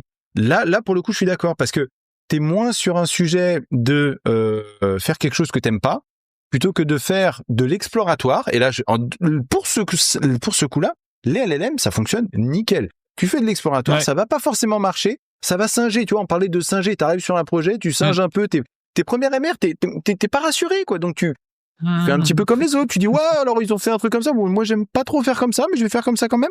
Et tu rentres dans le moule. Et ça, je trouve ça pas mal parce que si t'as une boucle de feedback derrière qui te permet de réagir, oui, tu chies de la merde, le truc il va dire non, tu fais ah oui ok, avec le LLM tu peux gratter ce que t'as fait, tu fais ah oui non mais là effectivement on a fabulé tous les deux, on peut pas faire de pattern matching en Groovy, je sais pas si c'est possible mais je prends un exemple rustacé pour l'exemple. Mais oui, c'est le genre de truc derrière tu dis oui non mais ok, on va arrêter, on va descendre 2 secondes et là on peut apprendre monkey see monkey type. C'est ça. En fait, moi, ce que je vois, c'est que tu as un Stack Overflow avec réponse quasiment instantanée et quasiment peu importe ta question. Bon, faut que ta question elle soit pertinente, mais dans l'idée, c'est voilà, t'es dans ton bout de code, tu te dis tiens, j'aimerais faire à peu près ça. Comment je pourrais faire? Et puis le truc va t'aider. Et mine de rien, quand t'es dans la première phase un peu d'adaptation, c'est-à-dire que tu viens d'arriver dans une techno que tu connais assez peu, mine de rien, ça va te permettre de démarrer et d'être tout de suite actif, quoi. Ouais. Pas spectateur, pas dans la douleur, parce que et ça c'est cool, ça permet de casser la barrière entre les frameworks, entre les langages et justement entre le front-back vers le full stack. Et là, limite, t'as plus d'excuses. Ok, je connais pas SQL. Ok, tu te fais aider par LLM, tu vas y arriver. Enfin, en plus, surtout sur un truc comme SQL, qui est quand même, voilà, tu te rends très vite compte quand ça fonctionne pas, ou quand t'as la chance de travailler avec SQLX et qui te dit que ça va pas du tout. Et mais assez rapidement, tu t'arrives à savoir si ça va pas. Donc là, ça peut effectivement être très très utile. Et limite, c'est peut-être une chance de ce point de vue-là. Ouais, mais par contre, le contre-coup, je sais pas si t'as vu, moi j'ai vu plusieurs personnes commencer à s'interroger sur ça, c'est les gens n'apprennent plus durablement certaines choses. Surtout les plus juniors. C'est-à-dire que du coup, tu vois, moi c'est un truc qui m'a toujours animé, même quand j'ai commencé à travailler, même dans les endroits où j'étais pas bon, c'était en mode je pose la question une fois, et la fois d'après, soit j'ai noté, soit j'ai compris, mais je reposerai pas la question. Tu vois, oui, grosso modo, c'est ça. C'était rare de retourner voir toujours le même Stack Overflow, quoi. Mais c'était pas, voilà, c'est pas parce que je suis quelqu'un d'exceptionnel ou rien du tout. Hein. Non, c'était plutôt une contrainte pro que je m'imposais, parce que je me disais aussi, tu vois, junior, hein, bébé dev et tout, t'es en mode, je vais quand même pas embêter celui qui a plus de 5 ans d'expérience quand même. Son temps, il est 1000 fois plus précieux que le mien. Moi, je viens de sortir de stage, je sais rien faire. Voilà. Donc, t'as un petit côté un peu aussi imposteur, tu vois. Mais intimidé. Derrière, intimidé, c'est ça. Non, et puis même, c'est surtout, son temps est plus précieux que le mien. Donc, quand il me donne de son temps, j'en profite, quoi. Oui, je le valorise. Voilà. Je le valorise, voilà, je cherchais le mot. Et du coup, voilà. Mais c'est vrai que les plus jeunes, là, en tout cas ceux qui démarrent dans le dev en ce moment, les LLM, c'est bien, ils sont productifs day one, hein. Et sur certains sujets, c'est intéressant. Mais d'un autre côté, on a des gens qui, au bout de 2 ans, ne savent toujours pas faire certaines choses ou n'ont toujours pas compris ce qu'ils étaient en fait, dans quel monde ils étaient en train de nager, quoi. Voilà. On fait du JavaScript, mais bon, OSIS, on comprend pas trop, hein. On a un sujet sur les juniors, de toute façon. Enfin, les statistiques de recrutement, ça montre un effondrement. Bah, là aussi, je pense que, faudrait comparer entre les États-Unis et l'Europe, mais je crois que la tendance, en tout cas, elle est pas bonne, d'une manière générale, ce qui pose la question de si on n'a pas de juniors qui rentrent ou pas assez, qui seront les seniors de demain, parce que comme le disait très justement Benji, il y aura des trucs à maintenir, hein, demain. Ouais, on a un vrai sujet là-dessus. En même temps, je vois pas mal de juniors qui essayent, tu vois, qui luttent, qui font des stages, des alternances, qui galèrent à passer sur LinkedIn. Donc les profils sont repartagés, mais ça a pas l'air de pousser. Et il y a cette espèce de perversion qui consiste à dire que les LLM remplacent les juniors. Mais comme on a dit, moi tu prends une perceuse, tu la mets à côté d'un mur, ça va pas faire des trous tout seul, hein. Donc non. Et puis comment? Moi, je trouve aussi que ça retranscrit une partie de la société aussi. Tout s'accélère et j'ai pas besoin de comprendre pour y arriver. Et ça, des gens qui travaillaient comme ça, on en avait aussi un peu avant les LLM. On leur donnait un cadre de travail, etc. Ils avaient une relecture de code, etc. Donc, au final, s'ils ont raté des trucs, c'est pas grave. Il y a un garde-fou derrière, etc. Okay. Ils avaient pas besoin de tout comprendre. Ils avaient pas besoin d'être bons dans leur métier pour remplir leurs tâches, entre guillemets. Et du coup, c'est des gens qui avaient une vision assez orientée tâches. Et donc, du coup, c'était des gens qui avaient plus une approche sans dénigrer, mais plutôt boulot alimentaire, quoi. Je remplis ma fonction et puis je cherche pas plus loin. Il n'y a pas de jugement, hein, chacun ses priorités et tout ça. Et voilà. Mais aujourd'hui, je pense qu'il y a des gens qui, en fait, se posent plus la question, alors que c'est des gens qui, avant, auraient été un peu plus c'est ça. studieux, un peu plus curieux. Ils auraient pas eu le choix que de s'investir. C'est ça. C'est ça.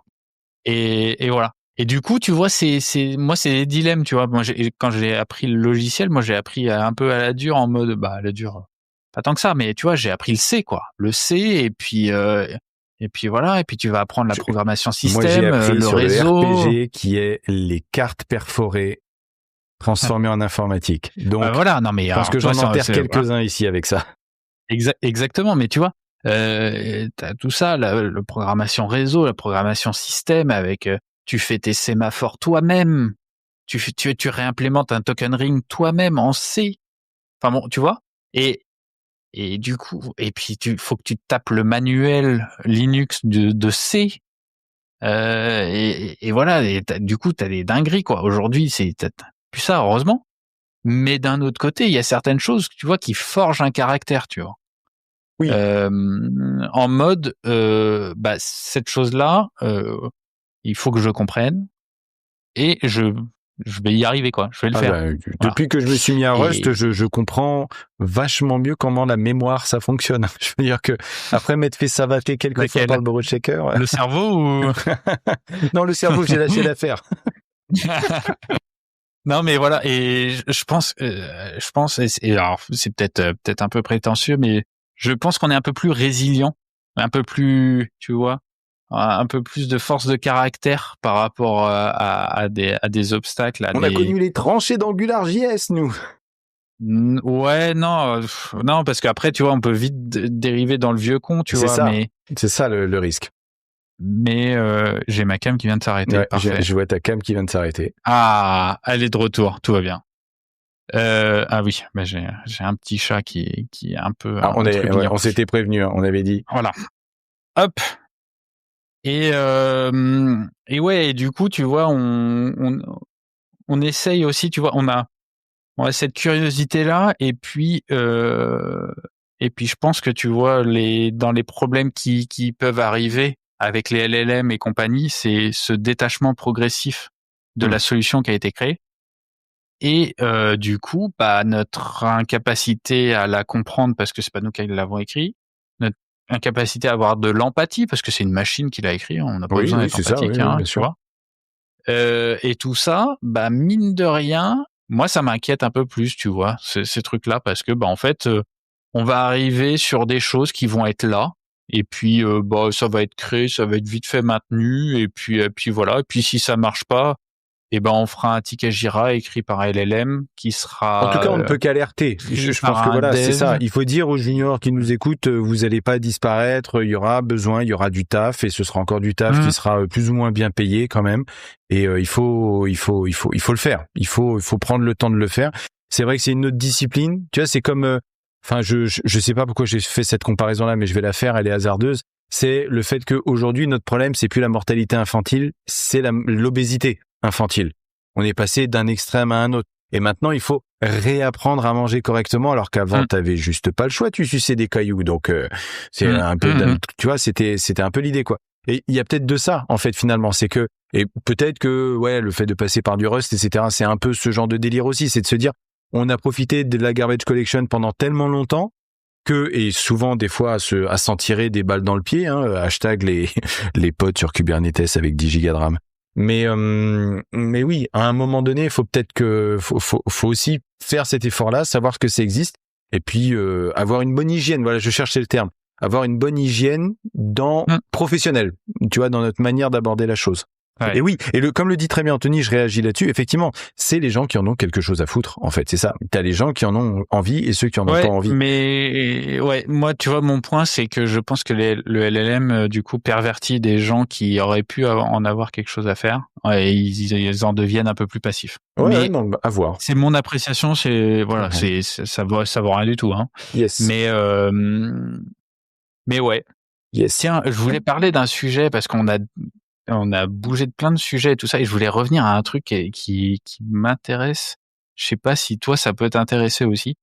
On parlait, tu sais, de React, des fonctions, des templates et tout ça. Oui, les petits sourcils là. J'ai décidé de me trigger, mais vas-y. Non, pas te trigger. Mais moi, je voulais parler avec toi. Je voulais avoir ton avis. Tu vois, j'inverse les rôles. Tu vois, c'est moi qui pose des questions. Moi, j'ai l'impression, tu me diras ce que t'en penses. Allez. Qu'on est moins bon quand on va concevoir des choses, donc concevoir au sens designer, quoi, avec des fonctions, là où on est bien meilleur avec des classes. Et j'ai l'impression que c'est plutôt au niveau cerveau que ça se passe. Oui, 100%. Là, et je vais te donner un exemple très caractéristique. Quand j'ai commencé à apprendre Haskell, parce que j'ai fait du Haskell, et j'ai eu physiquement mal à la tête. Alors que pourtant, j'ai un background de matheux, etc., les groupes, les semi-groupes, tout ça, ça me parle, théorie des catégories, ça va, je suis pas trop paumé. Mais quand je me suis mis à Haskell, le fait d'utiliser ça dans un contexte qui serait, entre guillemets, pro, je veux dire, dans mon contexte informatique, j'ai eu physiquement mal à la tête. Ça m'arrive quasiment jamais. Et il y a 2-3 fois comme ça où effectivement, c'est limite si tu sens pas les connexions qui sont en train de se faire dans ton cerveau de force. et limite tu saignes du nez et tu dis, mais alors déjà tu passes par une phase de syndrome de l'imposteur extraordinaire, mais surtout tu sens ça, et à un moment donné ça clique. Tu vois, ok, tu sais, c'est Néo, tu commences à voir la matrice, tu vois des trucs dans tous les sens. Et je pense qu'il y a de ça, et je pense que il y a une conceptualisation à avoir. Un autre exemple, et pour le coup c'est dans l'autre sens, c'est quand j'ai réexpliqué à des gens au travers d'une conf sur HTMX que en fait tu pouvais envoyer du HTML et pas du JSON à travers le protocole HTTP. Il y a des gens, ils sont venus me voir, ils m'ont dit limite, enfin je sais que c'est possible, mais je pensais pas que c'était légal. Tu vois, c'est un peu cette conceptualisation. C'est voilà, les conventions de Genève, tout ça. Voilà. Vraiment, on a le droit de faire ça. Et c'est ça en fait le truc, c'est je pense que et c'est ce que je voulais dire aussi dans le manufacturing. Si tu n'as pas de mots pour le concevoir, donc si t'es pas passé par cette étape cognitive, mais vraiment des sciences cognitives, intéressez-vous aux sciences cognitives, c'est extraordinaire. Mais oui, c'est cette espèce de câblage là qui se forme physiquement dans le cerveau, c'est mort. Et c'est aussi ce que le mec il va mentionner toutes ses vidéos, tu sais. Quand j'avais fait celle sur l'hypertrophie des compétences, il y avait ça en fait dans l'article que je commentais. Il y avait le fait qu'il y a cette nécrose qui se met en place où justement tu perds des interconnexions nerveuses parce que tu t'en sers pas. La liberté la liberté ne s'use que si on ne s'en sert pas. C'est le canard enchaîné, c'est sa devise. Donc c'est ça. La liberté d'expression ne s'use que si on s'en sert pas. Je l'ai en entier. Et c'est si t'as pas mal au crâne quand t'as découvert Scale, c'est que t'avais rien découvert. Mais oui, parce que c'est tellement alien. C'est comme le Lisp ou l'OCaml. Oui, t'as raison, on va tous les faire. Ou le Prolog. Est-ce que vous avez déjà fait du lambda calcul? Moi, j'ai fait du Prolog, moi. Les church notation, etc. C'est totalement alien quand tu n'as connu que soit de l'impératif de base, ou même quand tu as fait du Java avec les interfaces, les classes, les machins. Tu vois, le simple fait que les fonctions soient des first class citizens, pour beaucoup de javaïstes, j'en avais parlé avec certains, c'était inconcevable. Donc littéralement la réponse à ta question. Alors que moi, c'est un problème quand ça ne l'est pas, mais bon, après, c'est... On est d'accord. Ou les agents, effectivement, elle me mentionnait. L'acteur modèle, la première fois qu'on t'explique ça, juste tu bites rien. Tu fais ok, pourquoi, c'est une secte, vous voulez mon argent, c'est autre chose. Mais non, c'est un vrai truc. Et quand tu vois la puissance du conceptualiser derrière, tu fais oh la vache. Puis tu retrouves ça après sous la forme de design pattern derrière dans d'autres langages avec d'autres noms et tout. C'est quand j'avais creusé Actix Web et Actix en dessous en Rust que là j'ai Actix acteur modèle. Ah oui, d'accord, ok. Bon, depuis ils s'en servent plus, c'est pas la question. Mais oui, tant que tu n'as pas, c'est juste pour flex. C'est ça, c'est pour flex. C'était juste histoire de dire on peut le faire. Tant que tu ne l'as pas conceptualisé, donc tant que tu n'as pas les mots pour le conceptualiser, et donc tant que tu n'as pas travaillé sur le fait d'avoir les mots pour travailler là-dessus, c'est mort. Ça va te passer complètement au-dessus. Et moi, je fais partie de ceux, quand j'ai commencé AngularJS à l'époque, le simple mot de directive m'angoissait. Oui. Bah oui. Directive. Alors, service, ça me parlait. Contrôleur, ça me parlait. Directive, angoisse. Qu'est-ce que c'est? De quoi que c'est? Alors déjà, tu es en train de manger les $Q, les machins, enfin tout le verbiage AngularJS. Et il y a ce truc-là qui arrive de dire, mais c'est quoi une directive? Mais ça rentre comment? Mais comment ça? Et puis, c'est censé faire du HTML à la fin, tu sais, tu te raccroches à des trucs que tu connais. Qu'est-ce que c'est que ça? Pareil, mal au crâne, jusqu'à ce que l'interconnexion se fasse et que ça finisse par rentrer. Oui, directive, c'est global. Ouh là là là. Et c'est ça. Et peut-être qu'on travaille pas assez pour revenir sur nos histoires de juniors, tu vois, et de rembobiner un peu. Je pense que c'est de ça dont on a besoin. On n'a pas besoin d'un nouveau React, d'un nouveau Remix, d'un nouveau TanStack Query. On n'a pas besoin de ces trucs-là. On n'a pas besoin d'une nouvelle perceuse. On a besoin d'apprendre à faire des trous. Ouais. Et de faire des trous correctement. Est-ce que j'utilise tel type de cheville dans tel type de mur en pierre? Oui, j'ai monté des trucs il y a pas longtemps. Est-ce que dans du BA13, j'utilise des mollies ou des chevilles à bois? C'est con à dire. Quel type de forêt j'utilise pour percer la pierre? Béton. Pour info, c'est béton. Mais c'est ce genre de choses. Et je pense que, encore une fois, je sais que j'ai souvent dit, je pense qu'on n'est pas d'accord peut-être globalement sur ce truc-là. On a besoin d'une guildification de notre métier. On a besoin de monter un peu au-dessus de la partie technique et d'adresser ces sujets qui sont abusivement appelés computer science, mais qui recouvrent en fait toute cette espèce de sagesse populaire, tu vois, de trucs comme ça, de gens qui ont crafté leurs propres outils, qui ont galéré avec les anciens trucs, qui disent ouais, en fait, ça existe. Fais-toi une tool belt avec tout ça. Tout est utile. Ouais, et puis tu vois, tiens, un sujet qu'on n'a pas adressé, mais je pense qu'on va pas l'adresser. Trop compliqué, mais c'est le monde académique. Il est beaucoup trop orienté sur la recherche et pas assez sur l'industrie. Ça change. Ça change. Ça change, oui. J'ai un gamin qui est là en InfoElec et heureusement, les choses changent. Ouais. Mais du coup, moi, je me souviens de mes cours de gestion de projet ou même de génie logiciel. Bon, on vous a parlé de tests unitaires. Voilà, pour dire, quoi. Ouais, non, ça évolue. Après, c'est pas forcément dans le bon sens. Et les tests unitaires, c'est pas une pratique de l'industrie, c'est une norme, c'est quelque chose à faire. Ça existe dans le monde industriel. Ça. Et du coup, ouais, le monde académique, je dis ça, c'est parce que moi j'ai fait une école d'ingénieur, donc niveau académique, normalement c'est plutôt bien, parce que t'es avec des enseignants-chercheurs. Après, du coup, t'as pas assez de vision terrain, mais du coup, tu vois le gouffre entre les deux. C'est-à-dire que sur certains trucs, c'est bien, j'ai une vision académique, mais j'ai plein de trucs du terrain que j'avais pas, alors que c'est utile et que c'est pas du délire de quelques boîtes qui se disent ça serait bien de faire de du logiciel comme ça parce qu'on fait plus d'argent et puis la recherche, eux, ils s'en fichent donc ils le font autrement. Non, t'as des pratiques qui sont transverses et qui sont ni dans le monde académique ni dans le monde industriel, c'est dans tous les domaines. C'est ça. Tu vois, c'est dans faisait pas les cons. C'est ça. C'est le faisait pas les cons, mais tome 1, tome 2, tome 3. C'est ça. C'est un peu oui. Et on a besoin de ce genre de connaissances. C'est pour ça que je valorise, même si je sais qu'on aime bien taper sur Oncle Bob et on aime bien caresser Ploé dans le bon sens. Mais c'est un peu l'idée, en fait. On a besoin de ces gens-là. Tu vois, c'est comme Zero to Production. Enfin, vraiment, l'exemple, le meilleur exemple pour moi, c'est Zero to Production. On a un truc qui te parle d'API. Vraiment, le truc basique, API newsletter avec du HTML tout con. Enfin, vraiment l'appli métier, mais la plus con possible. Vraiment basique. Et le mec, en même temps, il te parle de Zero Downtime Deployment. Il te parle de cryptographie. Il te parle de faire évoluer les bases de données. Il te parle de modularisation. Parce que il a compris, en fait, le truc. L'idée, c'est pas de chier du Rust, en fait. L'idée, c'est de savoir ce que tu fais et de maîtriser les concepts derrière et de t'amener. Ça c'est vraiment la particularité de Zero to Prod. C'est de t'amener par des chemins détournés jusqu'à ce qu'ils te disent, voilà. On n'est pas mieux là. Maintenant, tu vas pouvoir virer toute la merde que je t'ai fait mettre pendant tout le chapitre. Merci. Merci beaucoup, Lucas. Mais on n'est pas bien là. Ouais, c'est ça. C'est ça. Et du coup, c'est ça qui est un peu dommage, c'est que dans le monde académique, on a assez peu de vision sur comment on fait du logiciel. C'est vrai. Je parle pas de la recherche. La recherche fait sa vie, etc. Et il y a des trucs il en faut. super mais bien sûr. sur la recherche. Et puis, c'est génial.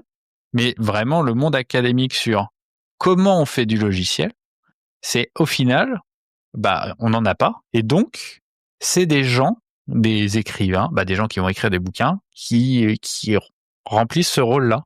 Mais du coup, on se retrouve avec des traits qui sont exagérés, des personnes qui sont idolâtrées et détestées. Uncle Bob, je pense que c'est une personne qui est dans le monde du logiciel, ça va être la personne la plus aimée et la plus détestée à la fois, quoi. Oui, c'est clivant. De toute façon, t'es clivant. Enfin, ils sont tous clivants. Primogène doit être clivant. Mais après, doit être clivant. Moi, je dois être clivant. Écrire un bouquin, c'est clivant. Mais ce que je veux dire par là, c'est du coup, par tout ce qu'il a fait, t'as des gens qui l'aiment bien et t'as des gens qui le détestent. Et en fait, moi, ce que j'aimerais bien, c'est qu'on ait, en gros, le cadre avec, tu vois, une espèce d'absorption de tout ce qu'on a fait, de l'histoire, etc., pour qu'on ait un cadre académique qui dit, voilà, quand on fait du logiciel, ça se passe plutôt bien quand on fait des tests unitaires. Ça se passe plutôt bien. C'est vrai que pour l'instant, c'est du domaine des conférences, en fait. Si on devait rapprocher.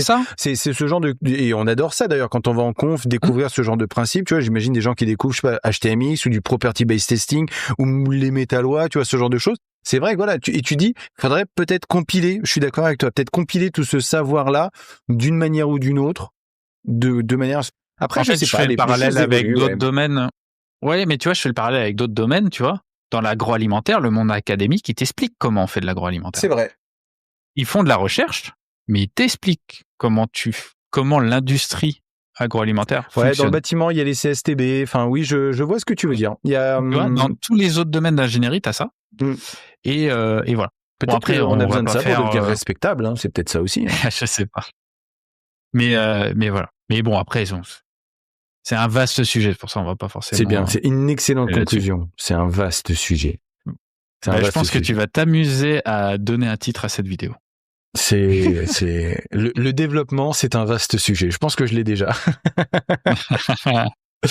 On s'approche vers les 10 heures, donc c'est vrai que ça fait 2 heures quasiment qu'on cause là, je pense. Ça va vite. Hein. Ah, mais ça va vite. Mais tu vois, on a abordé plein de trucs. Enfin, on pourrait parler des heures. C'est pour ça qu'il faut qu'on se calme.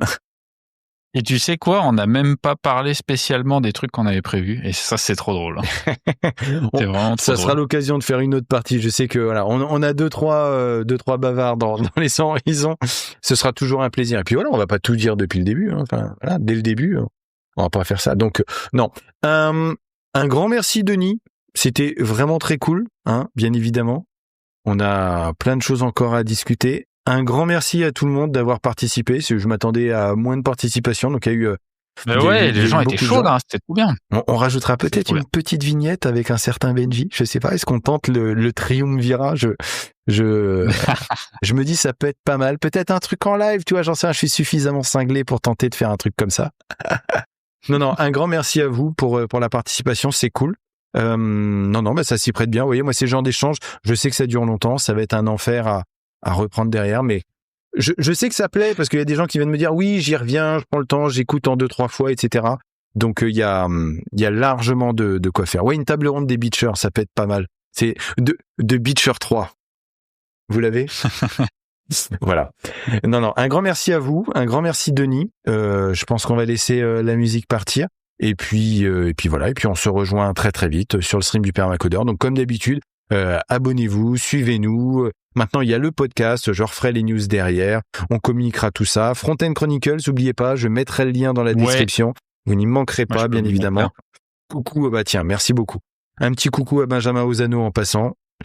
Si jamais il nous écoute, ça sera toujours avec un grand plaisir. J'apprécie beaucoup ce que vous faites. J'apprécie beaucoup la voix de Benjamin. Alors toi, je sais, toi, je te connais depuis longtemps ta voix, mais celle de Benjamin, j'adore. C'est toujours super. Voilà, j'aimerais bien avoir cette voix-là un jour. Non. Plus sérieusement, un grand merci à vous. On se retrouve dès que possible. Et puis, non, j'ai pas grand-chose d'autre à dire. Allez, ciao, gros bye. bisous. Bisous tout le monde. Salut. Allez, ciao, bye.